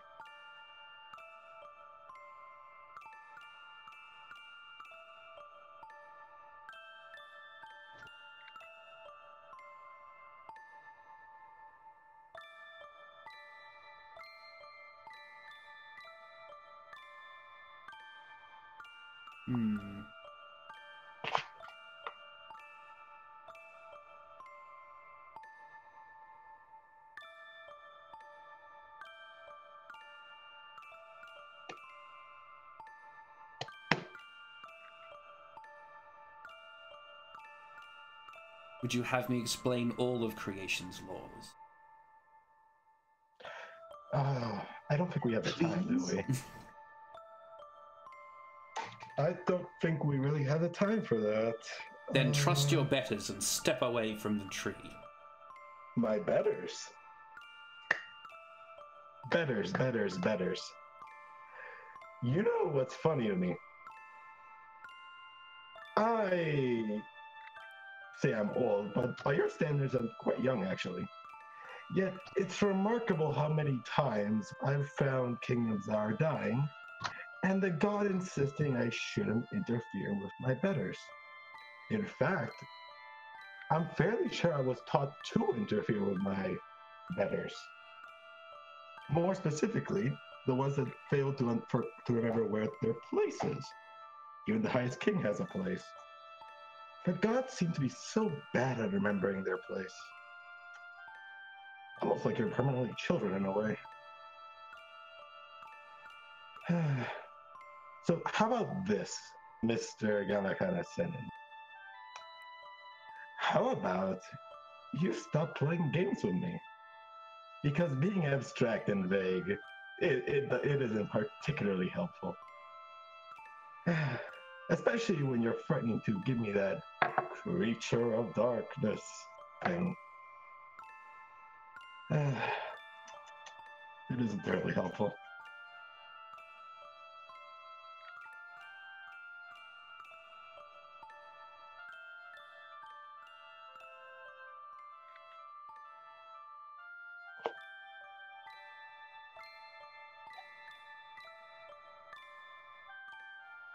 Shakes his head.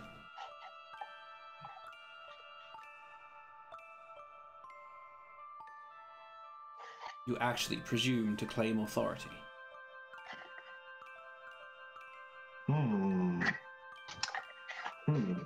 You know what's funny? He thumbs his forehead again. I seem to remember a lot of things.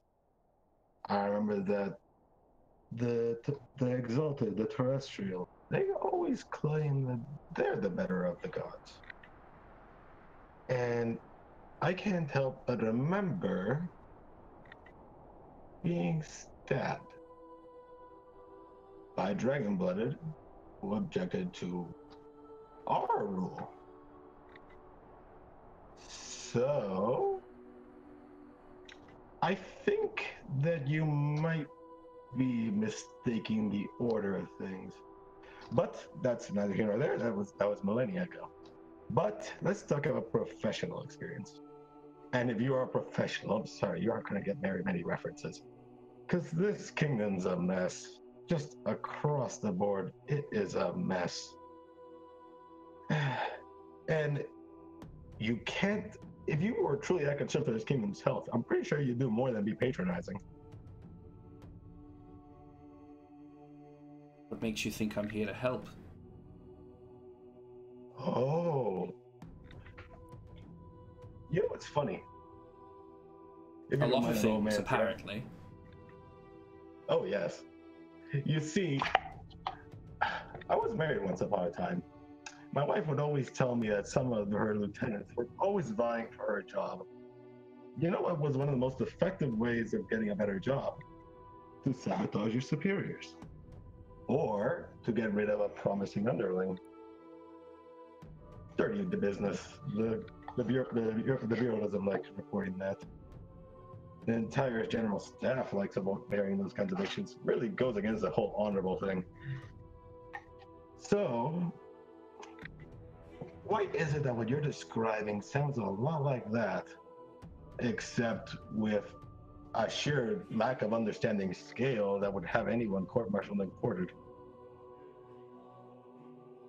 So tell me, if you're not here to help, and I am here to ostensibly help, like I have mixed results there, what on earth makes you, well, what on creation, makes you think that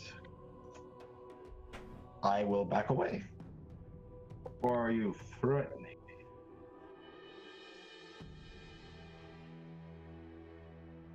His stance relaxes as he sort of flops down crossed legs into a lotus position and starts to sort of puff on his pipe, blowing smoke into the room.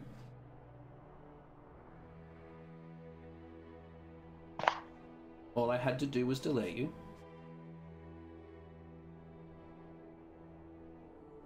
Oh, so you're delaying me. Huh. Well, I guess I better be expedient. He's idly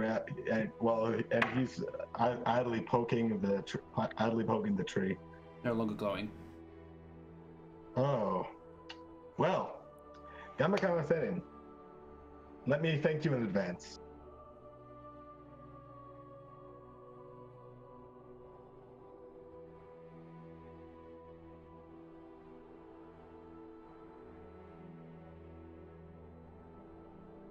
Or?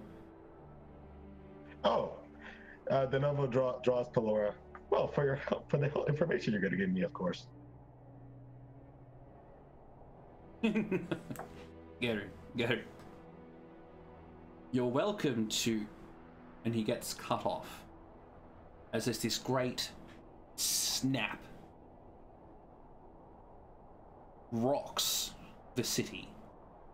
Like a rubber band that has reached its elastic threshold. Space and time seem to sort of warp around you, a kaleidoscope of colours flashing before your eyes. Before you find yourself standing in a desolate ashen wasteland. You recognize this as the underworld.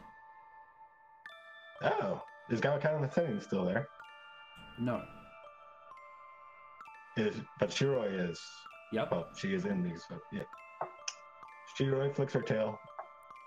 I think we might have been bested. Bill taps his shoulder. The Pelora gets his shoulder. You know, and this is just a theory. I wonder what happens to a species when I wipe them out. Because I'm gonna kill every frog on that planet after that one. Well, on creation. But that's a semantic argument. I'm starting with him, though. In the castle, just as the battle is reaching a turning point, creature is trying to attack fruitlessly. There's a great snap as the world around you warps and twists, a kaleidoscope of colours. And as if the floor had shifted down half an inch, you feel yourself fall for a moment. Landing on your feet, maybe collapsing to your knees. You find yourself standing in a great, desolate ashen wasteland. De novo, a few yards off. The sky above you is just dark. Night, but you don't recognize the stars. This land seems to stretch on for miles around you. But you can definitely hear, off in the distance, the crash of waves against a shore, the face. Welcome to the underworld. And that's where we'll take our first break today.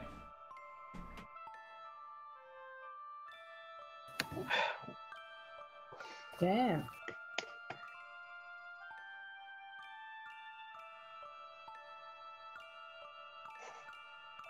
Are we clear? Oh, well, okay. Well, thank you very much, viewers. We're going to go for a quick 10 to 15 minute break. While that sinks in with the players, they're going to discuss some strategies, what they think they're going to be doing, and then we'll come back once we've all been a quick refreshed. Hopefully it won't be too long. I'm going to try and keep it to 10-15 minutes. Thank you very much for watching. We'll see you soon. Did Mop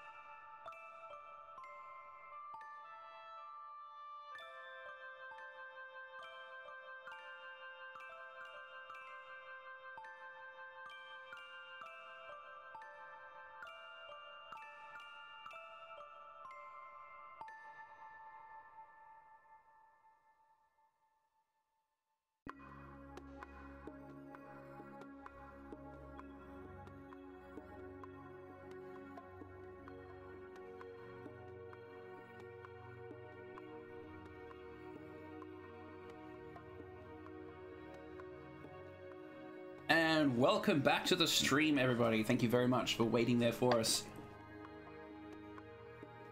Just before the break, as the battle was reaching a climactic endpoint, a great snap resounded over the kingdom, forcing everybody through this strange kaleidoscope of colours before falling a half-inch to land on this barren, ashen wasteland surrounding them. It seems to stretch on for a mile or two in each direction, but they can definitely hear the sound of crashing waves hitting a rough shoreline around them. It is unmistakable to anyone who has already been here that you have fallen into the underworld. So, De Novo walked the elf, striding over to them. Welcome to death.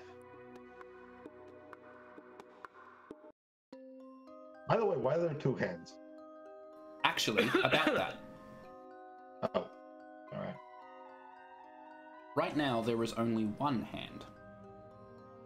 And anyone who has witnessed the actions of the other hand, those actions now overlap onto Sagacious' hand, as if he has taken them all. All right. Okay, I think out of character I know what's going on, but I'll keep quiet.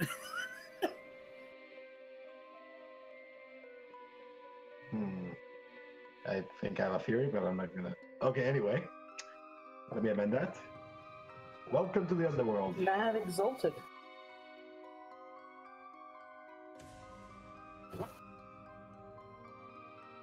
Also, why are you burnt? He says, pointing to Afrashashta. Things were happening while you were gone, involving kitchen waste and abominations. Ah. Well, that's unfortunate. As if to punctuate what Arthur Shasta says, Kalis coughs out a load of smoke.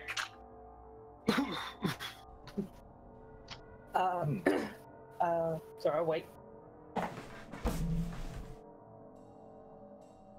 Sagacious hand moves forward, or limps forward. I'm on neg 4 at the moment. Looking around, doing a basic head count. Who've we got here and who haven't we? I'll wait for our GM to respond then. Who you have around you is your immediate group and Jonas Orc.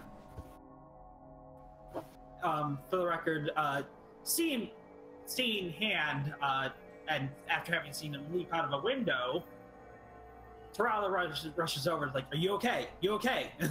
She's glowing again, and yeah. And has a very familiar dieclave. He shakes his head. No. This Exalted, maybe being mad bullshit is really getting on my nerves. Why did I throw myself out a window? Just ow. Well, ow. she points to the wound on the shoulder. Like, that happened again. Uh-oh. So it wasn't to escape the fire. Oh no! We started the fire. It wasn't always burning. Why would you start a fire inside? That's dangerous. Like, do I have to teach you everything? You're like children. And he'll. Kalis. Note the smoke thing. Yeah. Oh, that reminds me. Kalis will. Oh, sorry. Kalis will, like, pick hands up if he allows him and sort of carry him so his injuries are lessened and he doesn't have to put weight on his injured foot. Sagacious head is going to let him. And all right. Debrief. Giant creature made of sinew and flesh and blood. It made a miasmic blackness that looked a lot like when every one of you start glowing. It's shooting teeth at people, that is a projectile. I managed to pull it, but it back. The same way that I can call blades to my hand, it has called the tooth back to itself and just reattached it. So, what are we dealing with? And I'd like to try and make a lore roll, if applicable, as to if this falls into any folklore. So, I'll wait until that's a go-ahead from the GM. But I'm going to, like, everyone know? I know what it is. As in, you, in any attempt to discern what this thing is, there is no lore or occult knowledge anywhere about it. Kalis is quite confident he knows what it is, though. It is entirely unique as far as you're concerned. And Kalis leans in, conspiratorial to all those there. I once heard a immaculate monk at the Nexus Arenas talk of these horrible beasts that roam the land and attack people that have weird abilities. Clearly it is anathema, huh? And he knocks his nose, knowingly, and smug.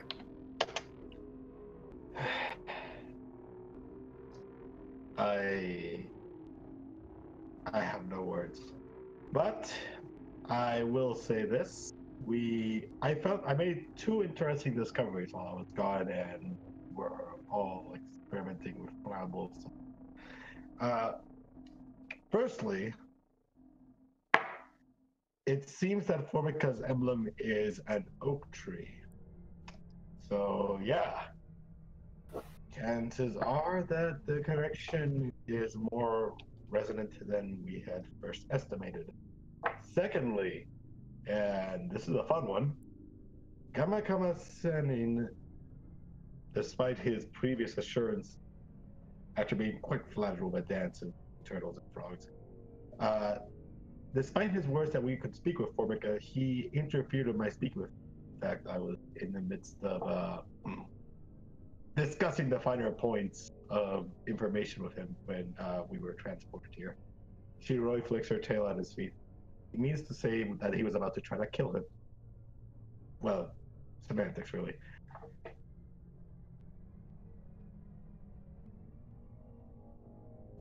So, we're in the underworld. A few ground rules. 1, be careful what you eat. I cannot stress that one enough. 2, be careful about cutting yourself. And the third one's sort of a biggie. No matter what you do not attack a ghost whose hospitality you accepted. 3 ground rules. Do not attack ghosts on sight. Can I do an occult roll real quick? What for? I want to establish the second edition precedent that hungry ghosts by and large stay with bodies and that they are typically not found in the underworld. Because that is something from the past editions I'd like to. No, veto. All right. Did attack? Sorry. Well, general rule of thumb, if a ghost is to try to attack you, don't attack it. To anyone who takes more than a cursory glance around, you notice that you are standing next to a giant pit in the ground. It seems roughly upside-down castle-shaped. And at the very, very bottom is a sort of a surge of sort of black and purple miasmic energy slowly coalescing.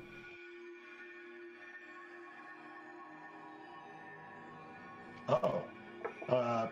Afrashasta, can you come with me one sec? One moment. And with that, the Noel starts getting down into the pit.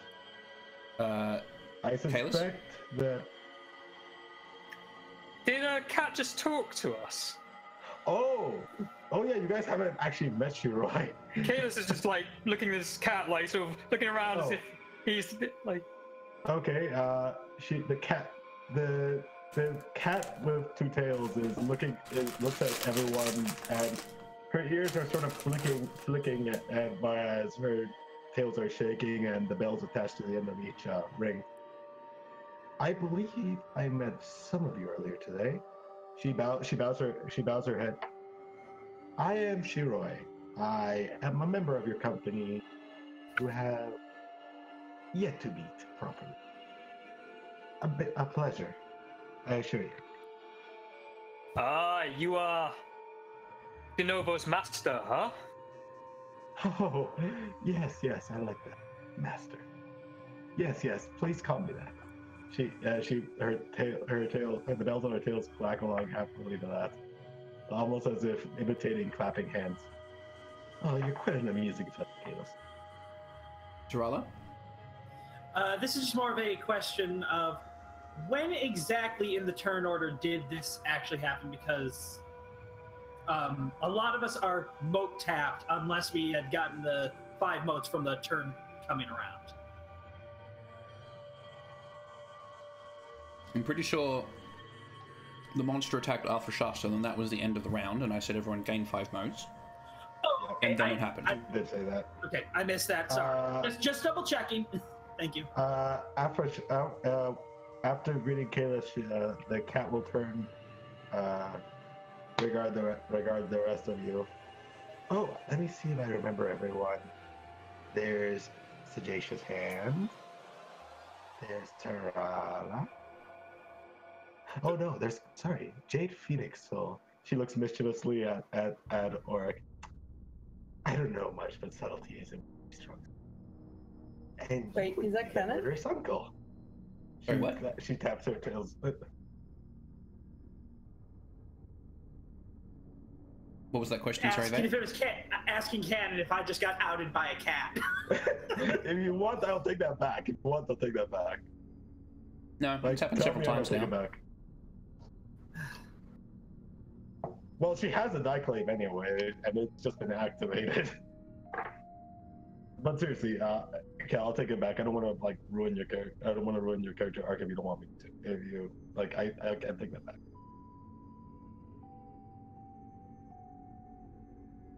I mean, Jonas staggers to his feet, staring at Jade Phoenix Soul, wide-eyed.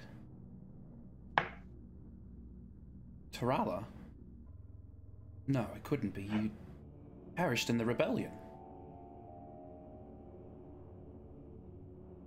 no. Surely this is some joke. It is, but you. Okay, no, so she pulls out an handkerchief, wipes everything off, and looks at him.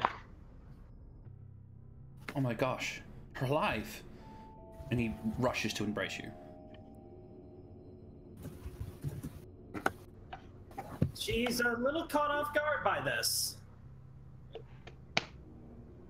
Not the reaction I was expecting. Do you say that out loud?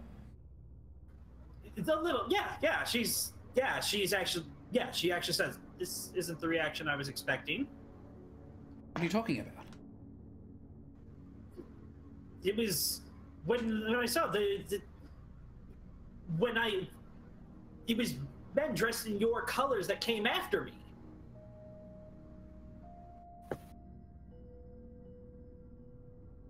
Yes, the rebels dressed in palace guard attire. That's how they're able to get so close to your father and mother, and I thought I'm so glad that you're alive.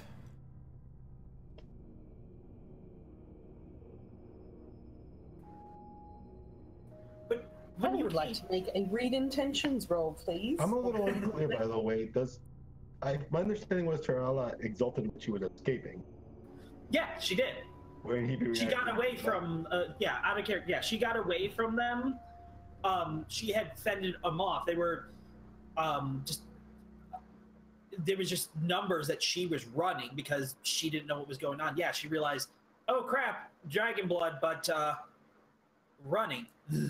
Oh no, I was just asking because I was curious if he knew you were dragon blood or disappearance. Kalis.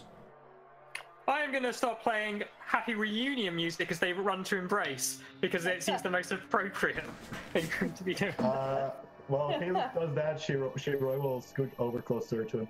Oh yes, play that. Oh, Miss Sarah, please be sure to write this down. I'm sure it'll be quite a journey to remind us later. How's Miss Sarah doing, actually? She's probably a little bit out still from the fire and whatnot. A big creature. Overall, though, she's not bleeding. She's still a little bit. She didn't really get injured. She didn't play her animal at all. I'm really cautious about my large predator at any point in time. She's probably rather on edge at the moment, probably taking notes of her surroundings. Shiroi's actually going to crawl onto Sarah's shoulder, and I'd sit on her shoulder and look down at the notes. Put more flourish into it. This was quite a momentous occasion. I have 4 successes in total with my willpower, so Yep. we try and read motivations. I actually didn't catch that last little bit that you said there, Avis. Sorry.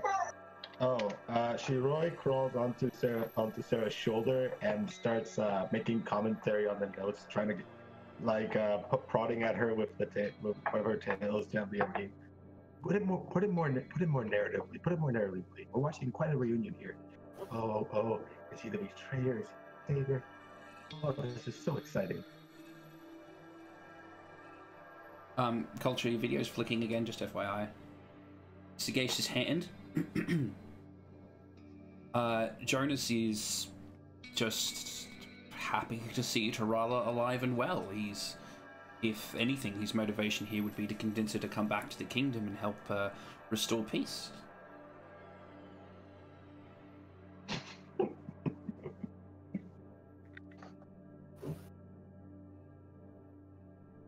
Okay, thank you. Good to know. Genovo. I'm idly wondering how long it's gonna hit him. How long it's gonna take before it hits him that he was flirting with his niece by accident during the dance. Oh, come on, who hasn't? Ever since the 1980s, that's become such a popular trope. 1985 specifically. The realm and Alabama have a lot in common. So, other than Jonas asking Tarala all about her grand escape, and how wonderful it is that the dragon's blood has awakened within her, he wants to know all about the escape and what happened, and he'd be so happy if you could come back to Tibarana to sort of help him quell the rest of the rebels, because there's these vicious rumors spreading about that he had made a play for the throne, and if they could return and make a united front, then they could return peace to their kingdom. It's still in a bit of civil war at the moment. Wow, that is conflicting on 2 defining intimacies with Tarala right there. 2 defining intimacies. 1, doesn't like her uncle. 2, wants to return home. You could always just hand the crown directly to your niece. Sagacious hand offers. Oh, but where will be the drama in that? Doesn't have to be a united front. It could just be one front. Where will be the Yes, drama I'm sure in that's that? the same thing. Shiroi flicks her tail at. What would be the drama in that? Tarala actually looks around, because he's asking that she still tells the story, like how she remembers like everything, and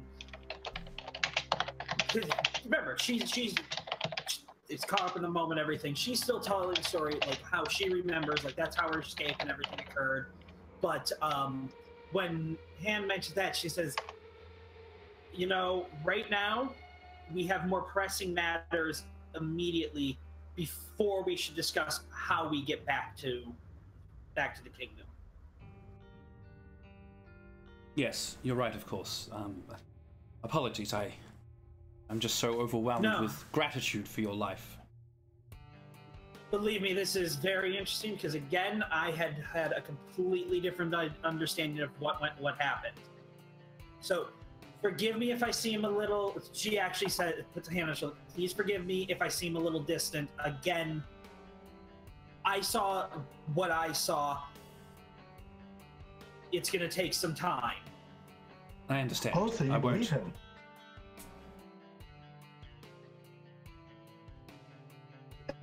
So you believe him then?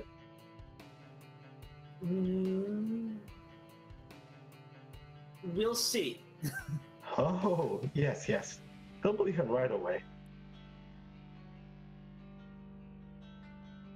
Speaking of which, if we do want to get out of here, she flicks her tails towards the hole. I do believe you were wanting to head that way. Oh, and I feel myself being tugged. Pardon me.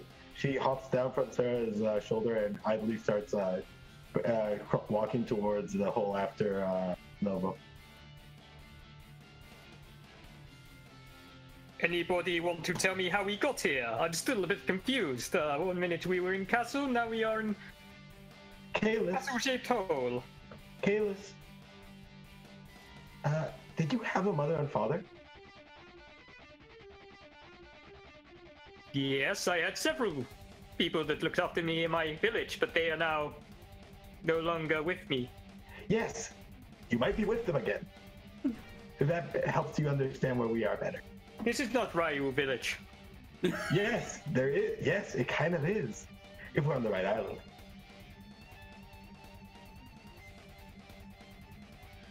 Oh, yes, Kalis. She turns back and nods. You see, some people can die in one of two ways. Her tail split to flank either side of her. Sometimes they go to sleep and then they wake up as an infant, someone else. Other times, they never quite wake up, but they never really fall asleep either. And then they end up here. So you see, that's where we are. You could say this is a dream almost. This is really creepy. You're making a situation that was already not 100% like just even creepier. How the hell do we leave here? Please. I don't want to be in the underworld. Quite simply. Well, not simply at all, but sinfully as well. You see, how do you get out of a place? If a place has an entrance, it has an exit. The trick is, which exit? There's so many doors, and they don't always lead to the same place. Why? You could say it will take, we might come out, but will we come out in the same place we came in? Or will we go out to somewhere else? Oh, I don't know. Have you ever been to the far west? Have you ever been to the Troy, you'll realm? be dead by the time you finish talking. Shut up, Yes. cat. No. Novo, answer. Miss Sarah. Sorry.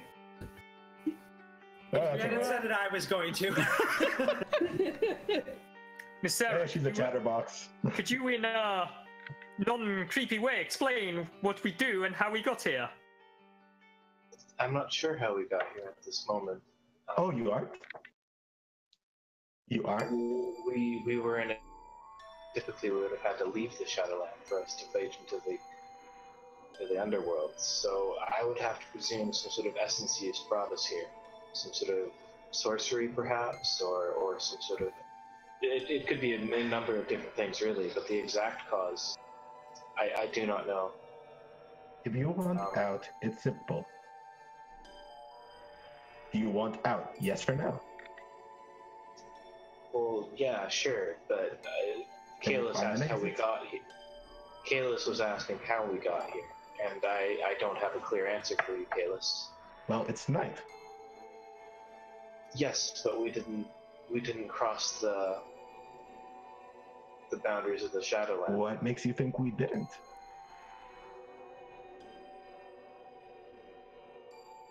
Weren't the boundaries at the edge of the castle? No. You take boundary as a very literal word. Can I do an occult roll? What are you going on about? Are you just... You can make an occult roll if you want to figure out what happened. Yes, Yeah. you can. Yeah. It's mostly that Shiroi's a troll. It's mostly that Shiroi's a troll. Oh, just a troll. Just a troll. But- Great. But I That's would fantastic. like to do an occult roll. Yeah, go for it. Anyone who has occult can make the roll. The As occult she is- roll is to base, or would you rather me have lore? Because she can do that. No, occult's fine. It's to basically state that while something probably nudged us, that when you say a boundary to a Shadowland, it isn't always literal. Well, that's That not just- actually true, but just make an occult roll. I mean, difficulty's like 2 or 3? 2, I'll say. All right. As she's making that roll, I'll turn to Han and go, see, when Miss Sarah explains things, I feel oddly 5 reassured. times. Yeah, I'm kind of focusing on that part of a sagacious hand, like hand on Kaelus's chest, saying, "Don't eat anything," and points to his own chest, "Don't bleed." Like, Oh. we're screwed down here. No, it's quite all right. You see, if you bleed, blood is very precious to ghosts. Well, So, I'm glad that I'm precious to somebody. oh yes, but they can't take it willy-nilly. They will just pester you relentlessly by and large. Okay, so Unless we run into something. Heron, Arthrashasta, and Denovo. Heron essentially has hit the nail on the head there. The only way you could have possibly fallen into the Shadowlands is to have crossed the boundary. But since none of you moved over the boundary, the only sensible explanation is that the boundary itself moved, as engulfed you. Oh, nice. Well, not nice, but Wait, so then what was my role doing? Figuring that out. Okay. Well, yeah, the boundary moved. Yeah. Chaos? All right. I was going to say, so viewers, if you're wondering what that rubber band-like explanation, which excellently worked in, I believe that was what was happening with the Shadowland contracting in like a rubber band. Very well done, Elk. Very nice language use. Oh, thank you. so we fixed it. It's just we got stuck on the wrong side. Yes. We were Okay. the only ones that were technically alive. Yes. Hmm. The trouble is. Sorry, you go ahead. She's a chatterbox, and I guess you. Miss Sarah, is it possible that because we are being sort of how did it get explained to me from Arthashasta of energy inside us that we were perhaps caught in the currents of what was happening? It seemed like a lot of flow of energy. I was racked with pain, and so was Jonas. I guess I'll make an occult roll for that, but my presumption is no. Well, while you do that, she's always going to head off after. Just to get her out of there. Since Heron and Denovo both succeeded at that occult roll and have learned something new about the essence of creation, you've both achieved your roll bonus for this session. And yeah, Heron, it's unlikely because you're exalted. It's more likely what Arthashasta suggested, which was that you were the only ones who were technically alive at the time to be able to cross the boundary. Which means that this monster is dead. And as you had already figured out, so was everyone else in the city technically.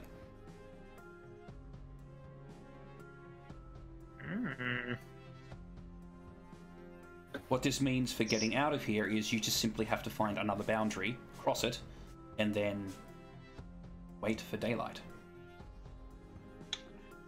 Yeah, if we can find the area of the Shadowland itself, we either need to find the area of the Shadowland, wait for daylight, or it's plausible that my mark of Saturn might still exist. Though I've never really dealt with it from this side of things. Novo? Elk, are you keeping what you had told us the other day that Shadowlands move? As in, a Shadowland can does not move, yes. enter. So they do not necessarily lead to where they exit. Like, they don't exit in the place they enter necessarily. Necessarily is the correct word, yes. Okay, then Which Shiro's isn't to say that gonna- you just randomly pop out somewhere in creation. I mean, you've been here all of, what, 5-10 minutes? It's unlikely the island has moved that far. All right.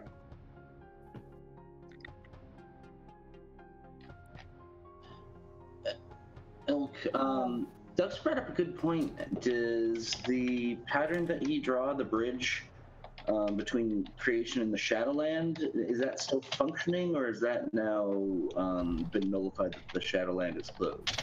Now that the Shadowland has closed, it would remain on creation's side.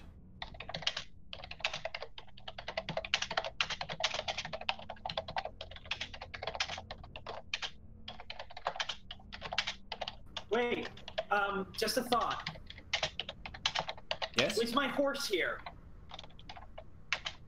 Yes, it's technically alive. Boof, the horse is here. Yay! I totally forgot about that. Because the original plan, she called it over to, He's like, yes, the master, original plan, I'm coming. And then you just sort of walk back into the castle and she's, oh, okay, I'll just wait here then. Ready for a swift exit should you jump out the window to ride off. Oh man, I should have whistled for it to go under there and catch hand. It would have been sweet. Woulda, coulda, shouldas. That would have been Hey. awesome. Yeah. Yep. So, does anyone have a plan to get out of here? The noble is more. I think he should be at the bottom of the hole by now. So he's just going down the Oh, hole? wait. Yes. Okay, cool. It's Hand and Kalis? I have a plan to get out, or at least an attempt to. But if you want to do a hole first, then sure. No, that's right. It's not a giant obstacle. The hole is the the Shadowland counterpart to the new burgeoning mansion that has just been created in creation.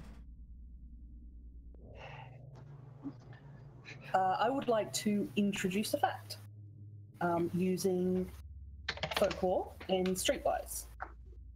Okay. Sagacious Hand offers. Well, if we're trying to find a way out, I know that some of the streets in Nexus, there's certain areas where people would try and smuggle goods through one side to the other, and to avoid the cops, there's like little pockets of space that seem to be what everyone has described as Shadowlands, where they just push it through, and then it would disappear for the night, for then another crew to come and pick it up the next morning. So if that sort of movement within, I don't know much about the guild, but at least those fringe organizations of the smuggling from one side to another, being able to hide things overnight so they can't be found but reappear the next morning. Perhaps if we find one of the little guild or those criminal little spots, we could find a way out through one of those doorways. It's the smuggling holes in the wall.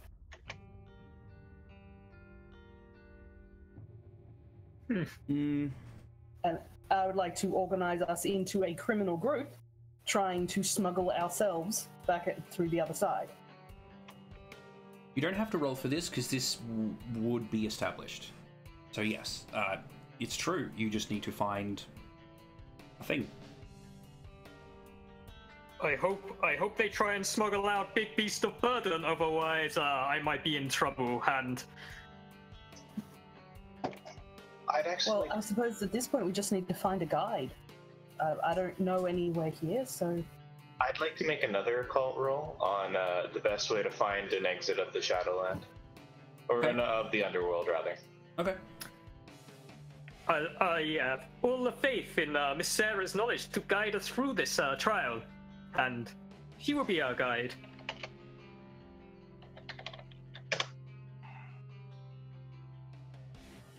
Okay. 4 successes. Oh, 5 successes. Okay, 6 successes. Yeah.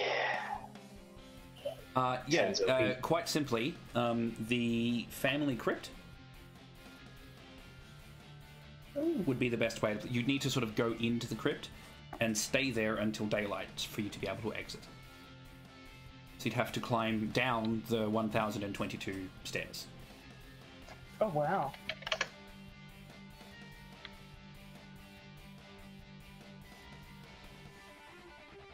Novo, at the base of this upside-down castle thing where the Black Miasma thing is coalescing, there is the beginnings of a formation of a hearthstone.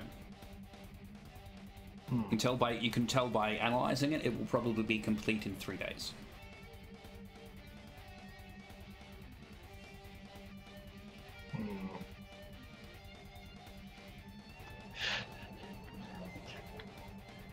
Arthur Shasta says that. Says, now, Wait, so I are thought we you in I thought such you a said- I thought you haste didn't to follow. leave? Wait, are you following? Did you follow me down, or did you say? Yeah. Oh, so you did follow me. Yeah. Okay, Yeah. I was unclear on that. I thought you stayed behind. Oh, go ahead. No, you go ahead. You go ahead. I was just gonna say, given the fact that Heron is injured and everything, and now that we've got a horse, and probably don't want Heron tearing anything open with a.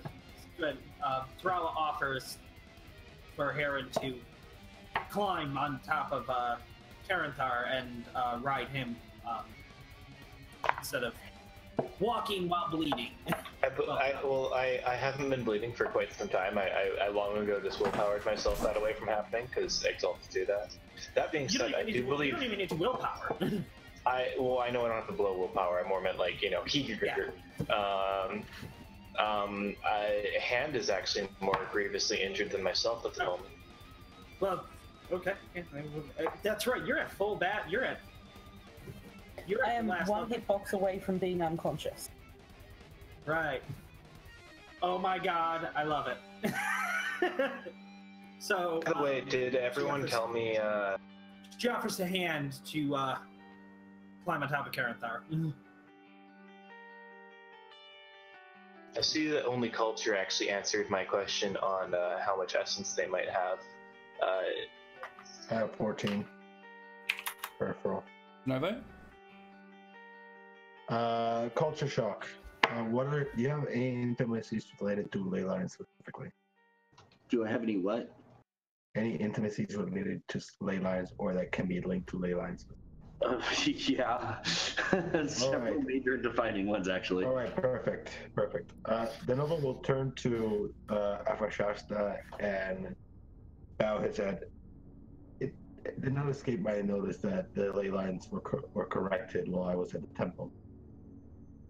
I suspect your work, and although I would also wager that the heavy lifting I felt was our dear all-conquering Colossus work. The theory behind the essence flow reversal wasn't entirely my own. I mean, it was without the research and the notes that you provided before. I don't think I'd been able to complete that work. If you would take the word of an old man, I would say there's no shame in being proud of being the better in a field. I would go as far as to say that your mastery of ley lines makes mine look quite juvenile in comparison. So I will tell you this and hope that you, being more wise in this than I am, would have a solution. This death essence around us, it is dangerous to leave it here unseen to, for lack of a better word. Whatever is, let's just say ghosts can find uses, as many uses for a man's as anyone else. I wish to coalesce the hearthstone of this man's and take it with us more quickly. I do have some knowledge to that end, but I suspect that you are far more knowledgeable than I is to how to accomplish this. Would you be willing to lend me your help in this endeavor? I can try.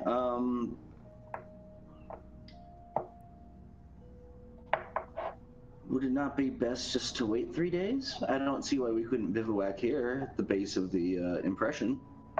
I'd say that we could, but I'll be frank. I do not suspect our companions would be willing to stay. We might, but I am wary of. I fear that they might interfere this place a touch. And frankly, I am wary of leaving the surface world unguarded. Would you be?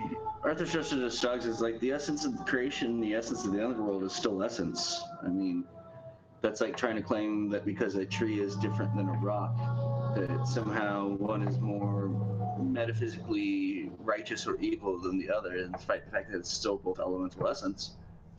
Oh, very much so. So, would you be willing to stay in the underworld for this until this Hearthstone is formed.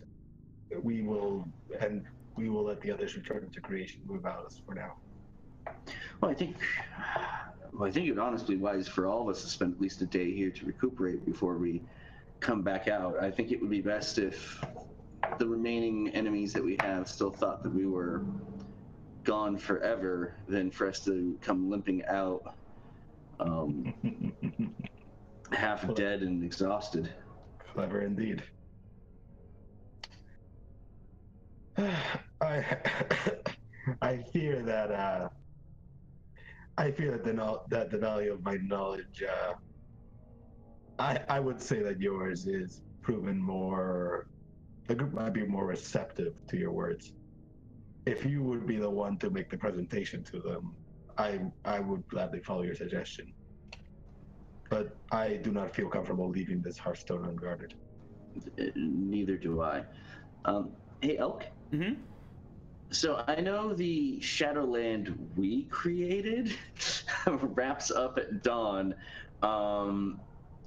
The way back through the family crypt, is that also going to close at dawn, or is that more tied to the low-key degradation that's been going on? Can we introduce fact that would I be allowed to introduce fact that funerals that places associated with death, such as graveyards and tombs, are often function sort of like mini Shadowlands?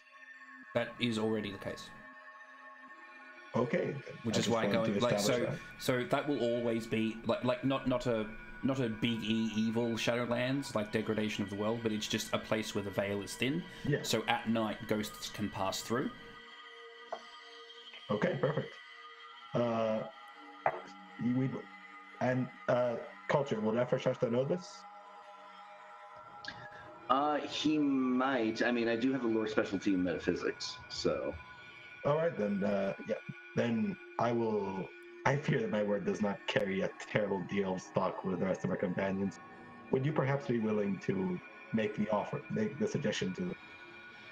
Yeah, I can talk to them. I will set to work here. If you do not mind, I would welcome your guidance as to my work once you return. Mm-hmm. Like Johan, help him out.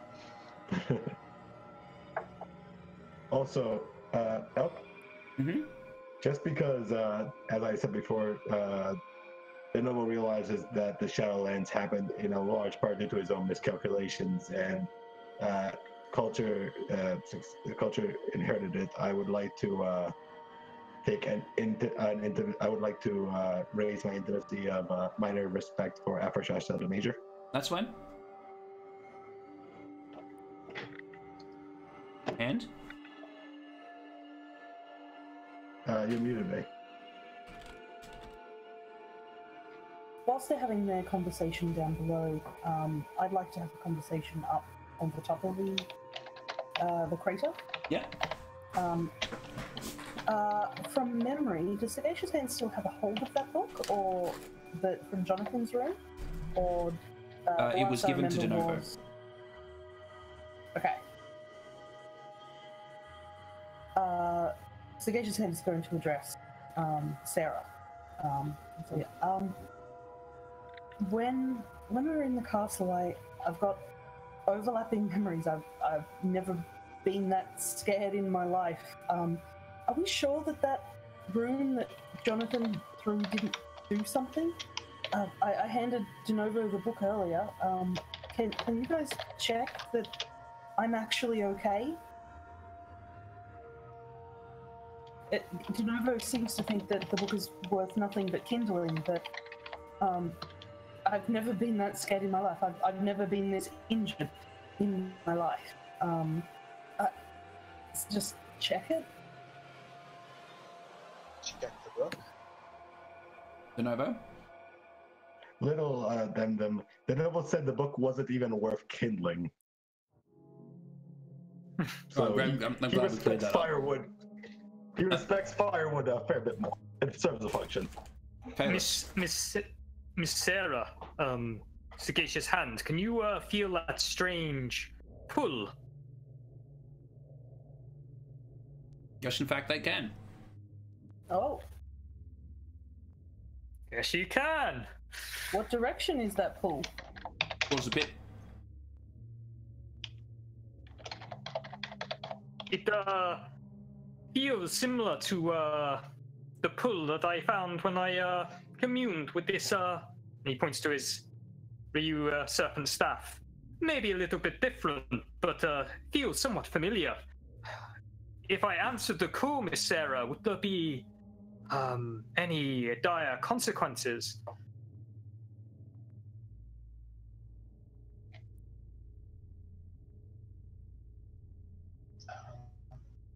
Let me make a color roll on that.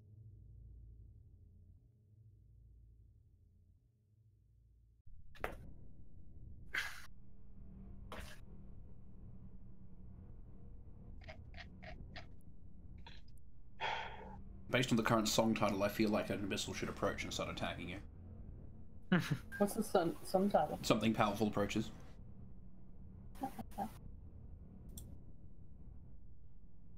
Three successes. Wait, did you roll on the die roll thing? I did, yeah, I just did it wrong. Yeah. He got 49 successes, which is amazing. Good work, Dux. I'm the best at this game. No, I got 3 successes. Oh, it just didn't pop up in the thing for some reason. Did it wrong, sorry. No, it's alright. Okay, cool. So, yeah, well, what he's referring to is what you would know as a sort of attuning to the essence flows here. Like attuning to a domain or a man's. So no, there would be no downside to doing so, other than you essentially claim it as yours. Once Sarah, if it is Sarah related, It could actually be beneficial. Kalis attempts it then. Why not? What could go wrong?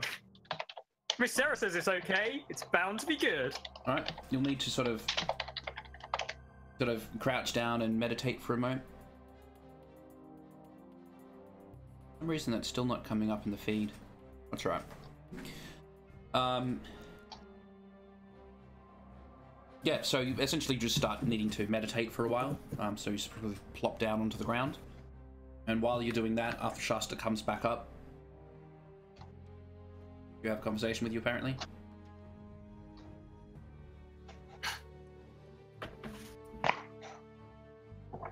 And De Novo walks up as well. Because, I mean, like, why don't have everyone together?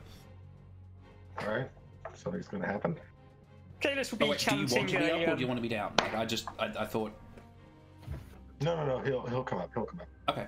So everyone's now back together again, and Kalis is meditating on the ground. Chanting a, what they called? Mantra from his village. That the shamans used to encourage him to do, so he'd sit and be quiet for, like, hours at a time until he got bored, so...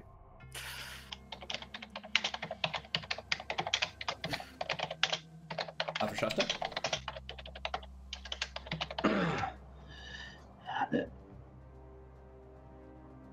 Everyone, can I please talk to you for a moment? Yeah. I can understand why all of you'd be as eager as possible to return to creation proper as quickly as you can, but I would like to suggest that we remain here for at least a day. All of us are injured. All of us are exhausted and drained.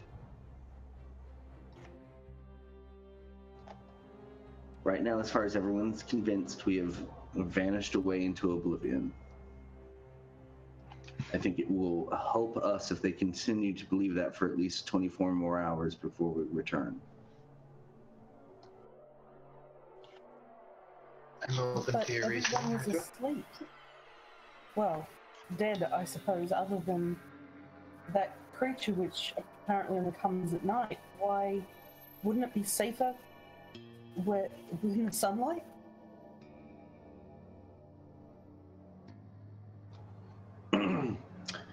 When we come out, we are going to have a hostile prince, potentially a hostile king, and a entire bureaucratic organization of a government behind it that has just branded us poisoners and traitors. Who here, show of hands, feels like you are in a situation and a physical and mental state that you are capable to head on and full on tackle this problem?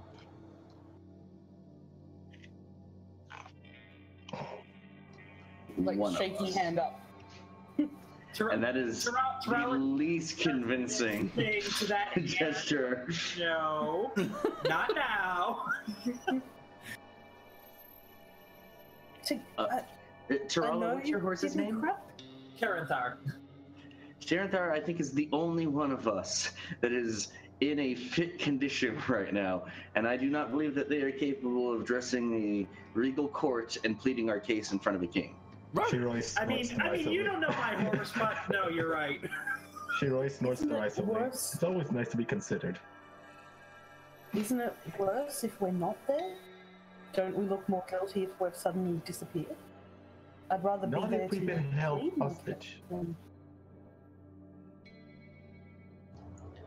But why? At this point, when we come out, we have the book, which is corroborating evidence, and a motive to explain Jonathan's action. We have an impeccable character witness, and Arthur Shasta points towards Jonas Oric, to support everything that we have said.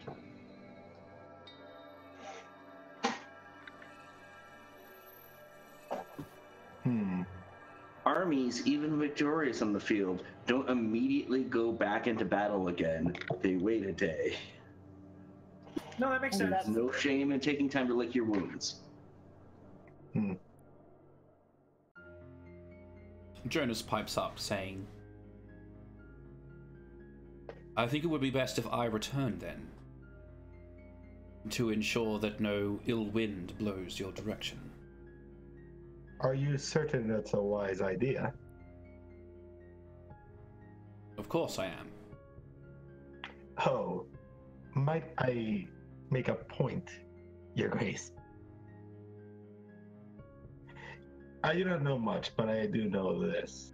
A lone monarch on a long ride in a kingdom filled with assassins and poisoners. Any who know the histories know well that even those of the purest bloodlines and the greatest experiences can fall victim to a poisonous knife when they are alone. No, that is no infringement on your might. In fact, it's a compliment to it. For a coward will never willingly face a warrior such as you in an open and fair combat.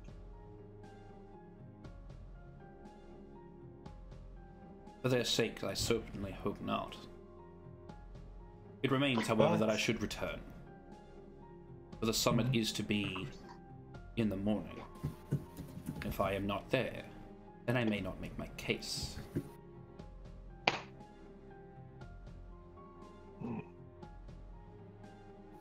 Oh crap, the summit is in the morning. I say team split up. Preferably the ones that aren't hemorrhaging half to death and would stay where it's relatively safe. Kalis, your meditation is complete.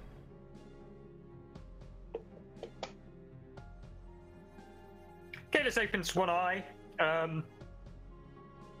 I am glad that Jonas mentioned that, and also there's people we care about in the castle.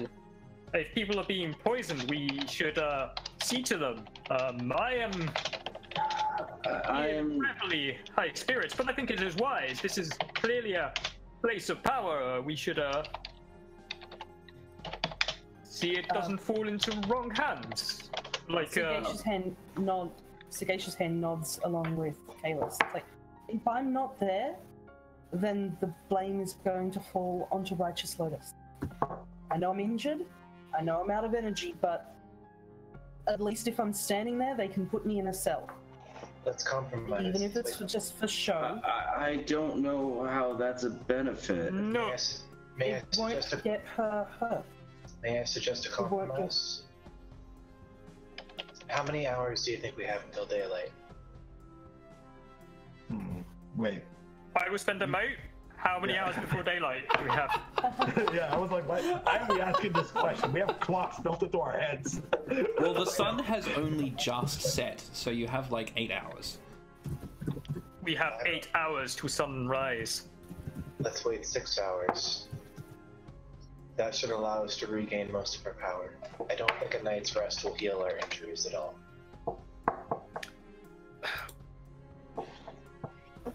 Unless somebody's got body mending medication. I do, but I don't have any willpower, so I need to sleep first. Yeah, I have that willpower bolstering method. Stunt! Well, I will suggest perhaps it would be better if some of us remain and others return to the other side. Why do you want to remain? I am happy to lead the way with Chieftain and my good friend Jonas. If you wish to remain here in, he looks around. Safety, as you were claiming, but you should. I'm quite near death already. Do not concern yourself very much. You could say I'm shopping for a future home.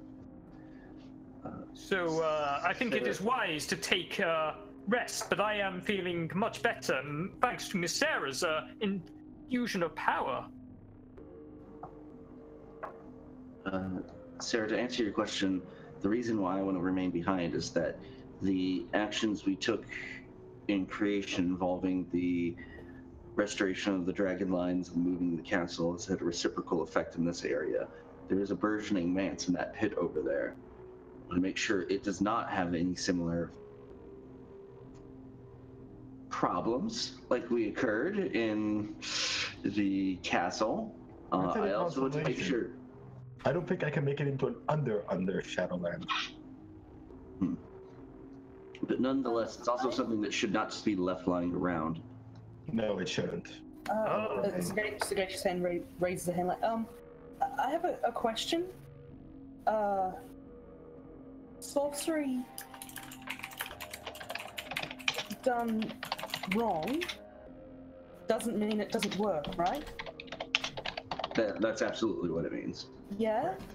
Can someone please go through that sorcery book and find out if he's done anything to me? All right. Or if he's done anything else? If Jonathan could, I don't know how to properly explain this. It's not like if you try to whittle a horse and you screw up, it somehow takes on the form of a boot. It's not. It is a very structured. No, but that's not how it works. But didn't you say that de novo? I mean, no insults in your ability as a practitioner of the arts that I can't even begin to comprehend. Mainly because they seem to put them in these houses of knowledge, and it's just decorative symbols. But apparently, you can make sense of it. But did not something happen at the party that went wrong and had an effect that was not intended, I presume? Kalis, might I give you a piece of advice for dealing with places where people like information too much and say too many big words? Okay, why is everything I say? One day I'll say something that Elk will like. One day. I do not like what you're saying. I'm just laughing. I'm always happy to hear advice, friend. Wisdom is a treasure. Everything you say before the word "but" does not matter. Yes, there was a mistake on my part. I had miscalculated. I had presumed that I knew the most about geomancy in this party. I was gravely mistaken. Afrashasta has long since proven himself my better in that regard, which is why I had suggested his help. He made the point that this was also a place where there were fewer active things hunting us, which might be a mistaken point, I concede you. However, if something attacks us here, we may fight it back without having half the kingdom screaming for our heads. I will choose to remain because I do not wish to leave that Shadowland unattended. You are sorry, the death energy unattended. Afrashasta is here because he, by evidence, knows how to do this far better than I. Your advice makes sense, my friend. You're right, I do not understand these things. Miss Sarah, you were so kind enough to put my stories of my land and village into your houses of knowledge. Perhaps you could look at this other house of knowledge and explain it to me so I understand what has gone on. If you wouldn't mind taking a look at the house of knowledge they have took away from Hand me the Jonathan? book. Jonathan's room. Hand me the book. I'll take a read. Here, the noble path. You always have a good way of explaining things to Kalis, whose mind isn't like yours, I think. My first question is, what language is it? It is written in Riverspeak. Everyone should go to, well, other than Kalis, obviously. Cool. Actually, do I have the ability to speed read? I think I do. Yes, Kalis? God, privilege. This is why this is why it's always important to have literacy skills, people, and try and read. Don't become a Kalis of the group. Yes, because not reading will let you castles. But the main benefit of being a barbarian is that you can never trigger a trap rune because you can't read them. That is true. I don't have the speed read charm, unfortunately, but that's okay. It's bookmarked, isn't it? At first, Fucky, when you mentioned places where they lock in knowledge, I'm like, they're called libraries, and I'm like, oh no, he means books themselves. Oh, this problem goes deeper. It goes to actually- houses of knowledge because that's how I explain. Actually, Kalis, take your expression bonus, please. Because that's where the words live.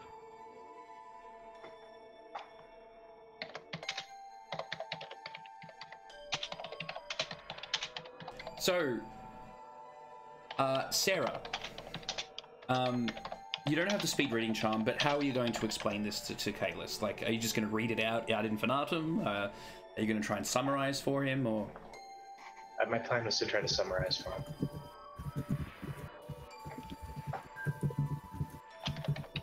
Okay. What I would like you to do is make an intelligence plus occult roll.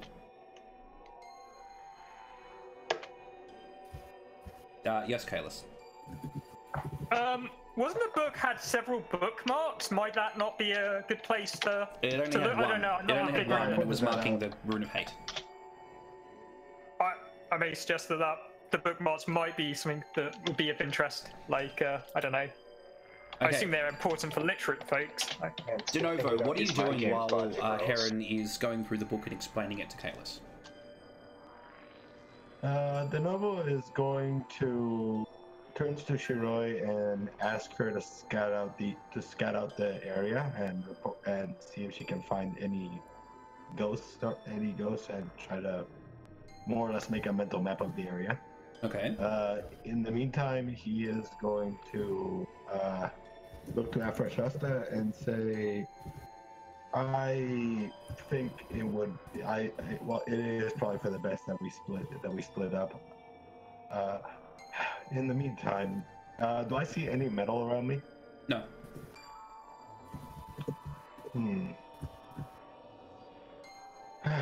Well, I guess I'm gonna have to try to make stone swords if this is gonna work. But we will need foci. There's no sense in trying to build a manse, but we can probably accelerate Plakia moves here. Yeah, I noticed that. Kalis? I was just gonna say, Kalis is half lost his torso of armor, but he's still got the braces on that are made of metal, and his chin, and he's quite large. So just thought I'd point that out. There is a sort of metal that's quite obvious. Why don't you offer it to him? Get butt naked. I mean, I don't know. Is it obvious that he's looking for metal? I don't know. Did he ask us? Yes, it's obvious. Okay. He greedily eyes your shin plates and wrist guards. Would you do you need these, my friend? That would be a fantastic meeting if you're willing to lend them to me. No, of course, if it will help. I mean, these are not much use without my chest. He looks guiltily at Miss Sarah and looks away. And hands over. I promise you that I'll make you a fine suit. This is called seeding the spotlight, and Plucky just got his roll bonus. The noble will turn to the sagacious hand. I'll be frank. Well, you know this rather well. I am not gifted with, shall we say, people. I full-heartedly acknowledge you are, and I fully acknowledge the points regarding why you should return. Our purpose here is all to defend Lotus, and leaving her undefended probably is the pinnacle of foolishness. However, we must know where our roles lie. At present, my role is here, and I acknowledge that at present your role is up there. I do not wish to be too heavy-handed in this metaphor, but we've established that some of us work better in the spotlight, and I acknowledge that you do fantastically well in the spotlight. So I would humbly ask you to trust me not to make two mistakes in the same day, and I will trust you to do you, so to speak, and to keep everyone up there from murdering each other, because then it's going to get really crowded down here really quickly. Skesh's hand puts a hand on DeNovo's shoulder. Like, it's okay. Seems like you keep... Don't beat yourself up over one mistake. A mistake means you can learn. A mistake means you can get better. Sometimes it appears as if you're trying to hold so much of this weight of knowledge that you are a honored scholar in this, but it doesn't matter what age you are. You can always learn more. You can always make mistakes. You can always get better. You can always use your friend. So, yeah, you've got a role in it. And you can do it, Nova. I know you can. Thank you. But inspire confidence. I will take it. But Deno will clap to your shoulder in return, and unfortunately, hand, I fear that I'm not the one who's going to be having a difficult task. You see, he does a spinning motion with his hand. Up here, I can probably see what's coming, trying to kill me, and I can probably fight it back. I might not win, but at least I stand a reasonable chance. Up there, they'll both stab you, and they'll stab you and accuse you of getting their knives dirty. So, I would caution you that I'm asking you to do a more difficult job. Okay, let's. Where so No, you go. DeNovo, where are you going to be doing this flash forging of metal and stuff? Okay, actually, right there, really. As he basically he after clasping hands with hand, he starts tearing at the bracers, and as he does, it isn't instantaneous. Like it's still gonna take him a few minutes, but he's gradually as he rips through the metal. It's almost as if it's almost like watching dough, from the way it melts and reshapes in his hand as he starts working them into the shapes of swords. Okay. While you're doing that, and I'll give you 6 silver experience for it, can you please roll intelligence plus occult with 2 bonus dice? Sure. Copy 8. Oh, I get to do 9 because I have intelligence. I have intelligence 4 now. Taylor's? Do any of my specialties apply? I don't know. What's your specialty? My cult specialty is ghosts, and I do have a lore specialty in the underworld, but that's lore. Yes, actually, cult specialty ghost does work. Kalis. All right. As Kalis throws down his last Vembrace, because it takes a while to take off armor for folks at home, so while he's doing that, he will mirror the chieftain's words and say to De Novo, "You should listen to our wise chieftain. In the pits, we call a mistake that you still breathe after a triumph." It's funny. We have much the same saying. It's interesting how the mind works. Sometimes you forget things. I guess I should thank you for reminding me. Do not thank me. It is our chieftain that has led us with this wisdom. Well, Kalis, if you forgive my ignorance in your ways, and remember, intelligence isn't across the board. You in your own way are smarter than me. I would say this. The chieftain leads the tribe, but does the shaman not lead the tribe spirit? I honestly don't know. They didn't let me into the chieftain heart and shaman tribe most of the time. I am just making it up as I go along. But I feel that the heart tells me what it needs to know, and I follow my heart in these methods. That is the mark of a good shaman. Wise elder once said, Sagacious hand says, holding his arm, perhaps we should get the hell out of here. As you wish, chieftain. And Kalis will rise. Yo, I have, let me check. I think I got like 7 successes. Yep. Yeah, 7 successes. While you're doing your putty forging, and Kalis and Sagacious Hand are offering you kind words, Heron has been poring over the book, and she starts to explain to Kalis, you know, roughly what the book contains in as brief and concise a manner as possible. What Heron is able to explain to Kalis is that the book is largely a smattering of both useful occultic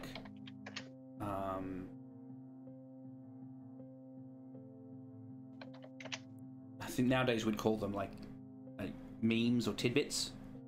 So there is some small amount of truth in what is written here.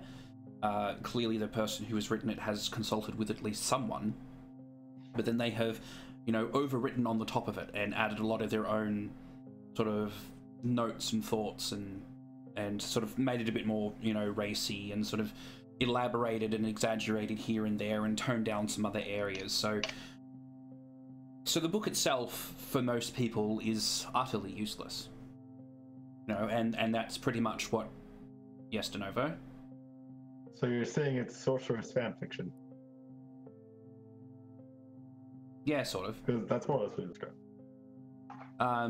So, as Heron explains to you, it's largely considered a useless book, and from what she can tell from reading it, it is pretty useless.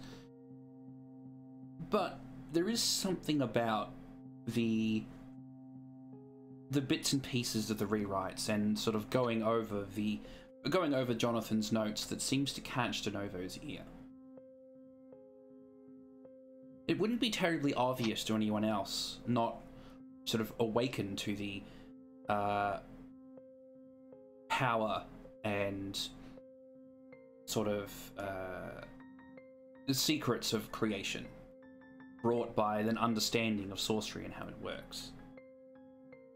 An occultist would never pick up on this, but a sorcerer definitely would.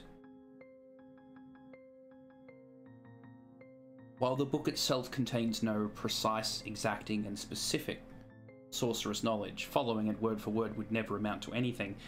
Anybody with a talent, or with an eye to seeing patterns within the patterns, could maybe piece together something. And after all, if one tries to build a boat and fails, one isn't left with nothing but a giant pile of wood.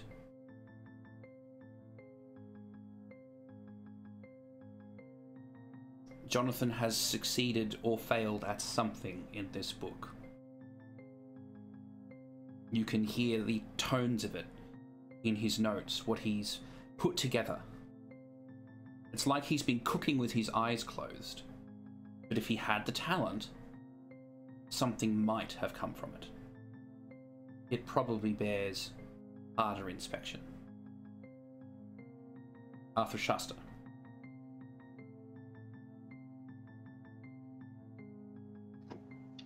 So,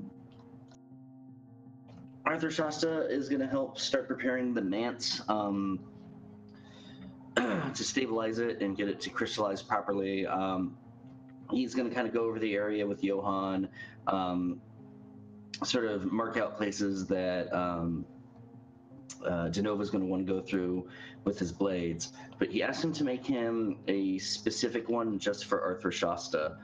And as they're all done with their preparations, Arthur Shasta kind of takes on his, I'm going to go into lecturer mode, and sort of begins to explaining to Genova all the preparations and all the steps that he's going to take. He's like, but more than the ritual, there's a philosophical function to this operation that we're undertaking, de novo. You see, a lot of people, when they see a thing, they only see it for what it is, not what it represents or what went into it. So for most people, Hearthstone is just a magic rock that gives powers, but they fail to see what went into it to get it to take that shape, to get it to the right form, the harmonic resonance that it has to create its unique miracle. And what they don't understand is with the proper influence and the proper cultivation of both mind and matter, you can flow that essence, you can channel it into a strength that you want. You see, all form, all existence is preceded by essence, and to control essence therefore allows you to control form and control creation. While you make your preparations out here, I shall do the most necessary one. I shall bind myself in not exactly like Lord Wyatt, but in a similar pattern. I shall sit at the crux of the manse. I shall bind my essence with it, and with my divine knowledge and guidance, we shall make the Hearthstone take on a form more accommodating to our needs. And Arthur Stasha is going to walk into the maelstrom of energy and take a lotus pattern. And he's going to take the special dagger, and I'm going to stab myself ritualistically in all of my chakra points, except for the crown, which I will use to flare open my anima, that's third eye, flare open my anima, and crown. Like the manse that tried to form, I want to try and somewhat influence this with more wood aspected essence, because that's the bridge between life and death. It's the force that purifies, and I'm going to take my wood Hearthstone, and I'm going to set it on my crown, and I'm going to try and use those elements to channel it into this focal point and influence the form and the shape that this Hearthstone takes. I also want to try and do an influence roll to convince de novo to buying into my philosophy. De novo? Seeing what Afrashas is doing, de novo is going to make one quick alteration to he's preparing them. He is going to, with his nail, etch the symbol of the likeness of his anima. Your anima is a cocoon, right? Yes. He is going to basically etch a cocoon in the stages of breaking into each of the blades, representing the hatching of a fly or whatever's coming out. It's more the metaphorical essence of the renewal. And then he's going to etch prayers to Sextus Giles and mark the symbol of this on each of the blades. Cool. Now I saw a few 3 hands come up there. Was people trying to tell me that should be a 3-die stone? Yeah. Yeah. All right, culture. What are you trying to influence it to be a specific type of Hearthstone or a specific type of manse or what?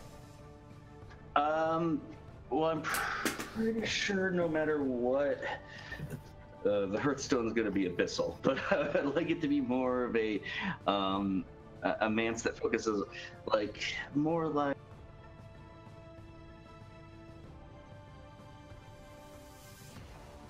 the Stone of Nightly Reunion, something like that, where hey, you get to talk to ghosts, opposed to the ones where it's like, hey, you get motes for killing things. I prefer that. No, see if you, what's the name of that Hearthstone? The one in the core that actually makes ghosts into a friendly force that defend the living. I'm not sure. There's only. Yeah, I think it's the second. It's we the could discuss one this more off stream. That's okay. I just wanted to make sure I knew what you were wanting to do. Yeah, I just want to make sure. I mean, because Abyssal covers a lot of themes, like a lot of things do, and I want to make sure they're more on the friendly spectrum of things, other than like Murder Deathstone that eats souls and produces nightmares. Yes, the Casper Hearthstone. It falls very much within what Arthur Shasta is saying. It's like, well, sure, it's like death essence, but just because death doesn't mean that it's necessarily negative. It is just essence. Mm-hmm. Can I? Yeah, listen, man. You can, you can try. What do you want to do? All right. I'm going to introduce a fact that the nobles in his time in the Otherworld has seen undead ascetics practice channeling rituals to harness the ley line energies of the Underworld, and that the rituals are very much in line with what Afrashas is doing right now. Okay, sure. Difficulty 1. Cool. If you need to actually his chances there. After Shasta, I'll give you the 3 points done, even though you're not making a roll here, except for the influence on De Novo, I suppose. You can apply it there if you like, which means you get 2 willpower back. Woo! I needed that. Also, do you need me to injure myself at all for the ritual? Yes. 1 lethal damage. Well, that is important. That puts me into negative 2. That's why I wanted to ask. Well, Start stabbing yourself, and then all the ghosts go. Tarala. By the way, I got 6 successes on my roll, so it's introduced. I was gonna say, while they're busy doing this, Tarala's gonna talk to Han. Basically, she's getting really, really like, if you're going back, I'm coming with you. I am not staying here. I am coming with you if you were intending to go back to the surface. I still think we should wait a few hours and then go back. We can't do much in our current states. Do not be afraid, Jade Phoenix. I will be by Han's side. I would not let any harm come to. While I trust that, I saw Han fly out a window. I'm not letting that happen again. No, that was my fault. No. I'm not hearing anything about whose fault it was or anything like that. I'm coming with you. And I'd like any of you to try and stop me. Do you believe? Sagacious hand whispers. As in, do you believe Jonas? We'll see about Jonas later, but for right now, I am sticking to you like glue.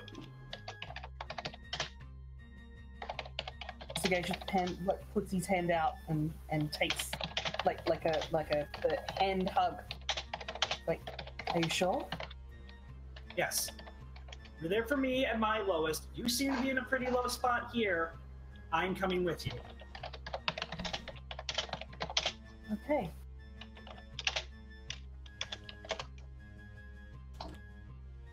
Now we just gotta figure out how to get out of here. But, yeah. You know how to get out of here. You just have to go up to the tomb. Yep, and wait there for 6 hours. Elk. Yes? One last thing. Uh-huh. What's with that? You have the elk. I'm going to stab you in your sleep. Smile. All right. Okay. Avis. All right. Can I ask you a question? Okay, fine. Go ahead. Ask the question. Because I really want to ask you a question. Okay. To drive home the point I'm trying to make. Okay. About the way you communicate with us. Oh no. Are you maybe catching on to my drift? Yes, I'm catching on to your drift. What's my drift? I need to stop phrasing things like questions. You don't have to preface everything you say. You don't have to wait for a response, especially to a rhetorical question. You can just start talking. All right.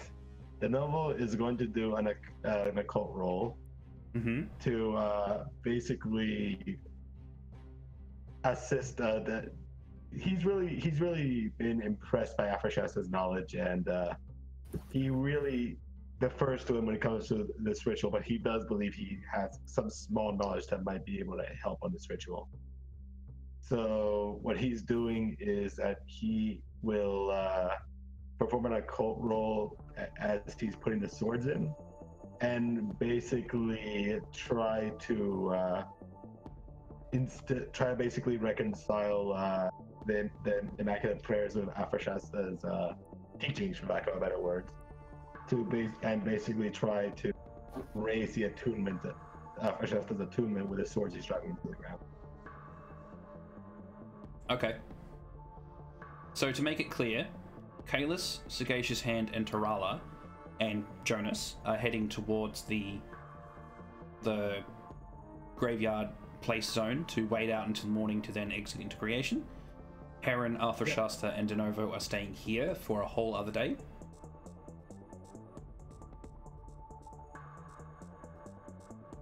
Yep. Is that correct? Okay. So, to wrap up today's session, while I'm describing this, Tarala, would you mind giving me an awareness perception plus awareness roll? Okay. Then following that, a wits plus awareness roll. Oh, yay. One of those I'm really good at, one of those I'm at. Just to clarify, can we take, just making sure we're taking the book back with us, and going to give it to either to Rala or to Jonas, but possibly to Jonas because he's at least not associated with us, so that... What do you reckon? Yay, nay, or to Tarala? No, I mean, she's gonna let you make the choice, but that's Okay, yeah. I'm going to give it to Jonas because that way he's not associated with us. So if anything happens to me and I get stripped down and stuff taken, he has evidence. Okay. Okay. Elka, I'm going to spend 2 of my motes to get an automatic success on the perception awareness one, and then I am going to spend 4 motes to... Is this all instant, or is this like 2 separate moments? It's 2 separate instances immediately following each other. Okay. So I wouldn't glow if I spent 6 votes overall on That's this. right, yeah. Okay, cool. So, Tarala and Kalis and Jonas make their way off, away from this giant pit, towards another giant pit. It's like the 1,022 steps, but in reverse, heading downwards, deep into the ground, as if you were walking down into something other. And the deeper you go, the darker it gets. Kalis's power lighting the way for most of the journey before he starts to flicker out and fade away.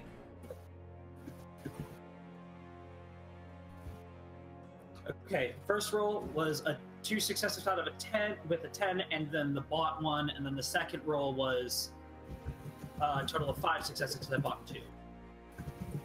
Cool.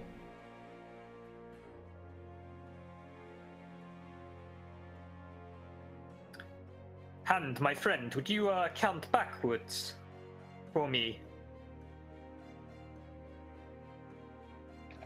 From 1,000? 1,022. 999, 998, 900 and... Thank you. As you get down into the base, you find a opening in almost a cavern downstairs that exactly mirrors the catacomb that you had walked into before, though Tarala, this is your first visit to such a place. Stepping inside, you can see the crypts of the Tydeus family, most of them fallen during the war, and almost an entire family lineage wiped out in just a few short years and one giant conflict.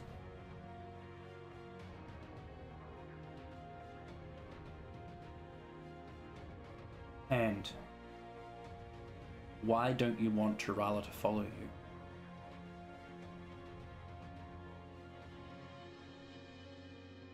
I'm worried that Jonas is going... Is this out at, like, moose-handed?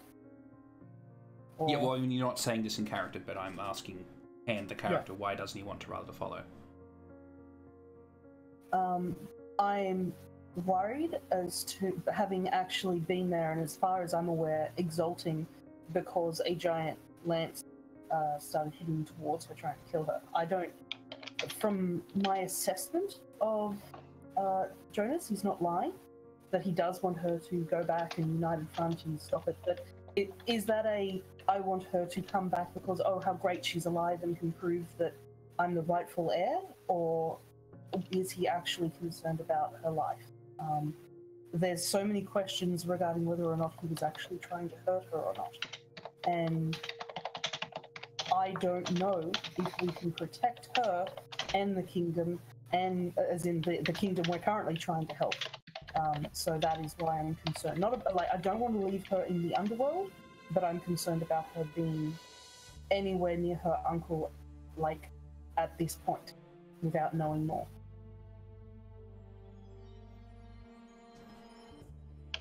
Hunkering down in the catacomb, whiling away the hours, will you rest, or will you stay awake? I'm going to stay awake. Tarala? Tarala is going to meditate a bit, but she's not going to sleep. She's going to at least meditate, but keep her ears open and everything to what's going on, that sort of thing. Yeah, cool. Jonas does the same. Yeah. Okay.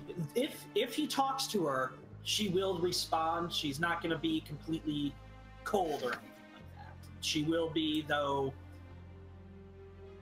There might be things where the story that he heard and the story that she knows are different, Payless. Payless will enter a sort of does it look like everybody's distracted? Does it look like nobody's standing sort of what? Well, Sagacious Hand is awake and looking around, and I don't know what Sagacious Hand is doing exactly, but he's definitely awake. Tarala and Jonas seem to be entering into a meditation type thing. How long were they planning to do that? I guess I will wait a couple of hours at sort of restful alertness. And then if they continue to meditate, I will ask if one of them minds taking over so I can rest a bit.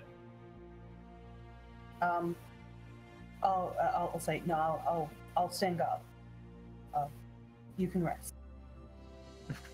Chieftain, that would be foolish. Person with your wounds it is easy to get distracted and fall asleep. I know from my days in the pit that such wounds I would that I am not going to put that heavy burden of our safety on your shoulders. You have carried enough this night. All right, then stay awake too. I'm not going to sleep. Come on. Almost as though Tarala quietly agrees, she grabs Han's arm and pulls him to a sitting position down next to her. You're going to at least sit.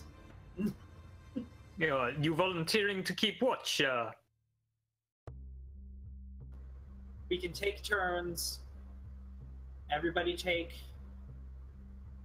We will take turns in cycles of an hour each, okay? Alright, cool. I'll work out the mode recovery between sessions. Yeah. Yeah. I'm gonna just do what she says. Too injured to disagree with the little spitfire. Too injured to disagree, and she's kind of pushing her passions right now. I'm actually pulling up the Great Curse because otherwise, she really cares about hand in this case, and it's like, no, you are going to sit down and you are going to do what I say because you are in bad shape.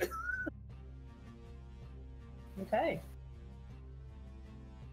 Down here in the darkness, it catches you by surprise when a ray of sunlight or two start to pierce through the opening of the catacombs. You feel that same shift in the world around you. A strange sense of vertigo as if you're hurtling upwards. And then when the rays passed, you can see the city of Kaldor out the door of the catacombs sprawled out below you. No longer the strange, desolate wasteland that you were so recently come to contact with. Stepping outside the cave, taking in a breath of remarkably fresh air, begin to make your way down the mountain.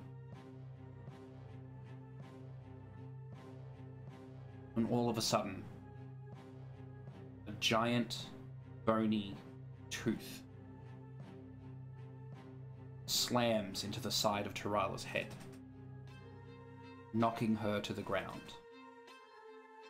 completely unconscious. And make no mistake, it came directly from Jonas. End session.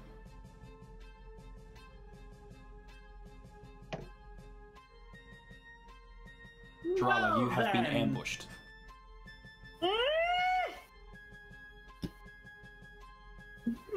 Fill your health track to incapacitated with bashing, please. Okay. I didn't want to risk killing you, so I didn't roll the enormous amount of initiative that I've got here. Fair.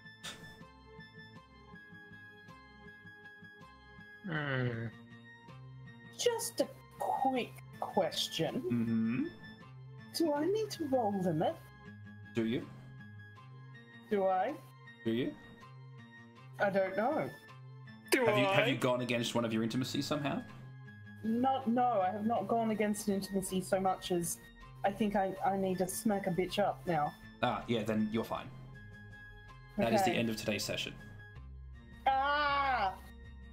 Thank you very much, everybody, for watching. This has been this week's session. We won't have a session on the weekend because we're missing a couple players. So I might have something else running at the time. I've got a few things on the back burner that I can sort of try and give a go. I'll try and let anybody know closer to the time what we might be doing, but it won't be Invictwitch this weekend, just to let you know. But stay tuned. Interesting things are about to start happening. Thank you very much for watching, and goodbye.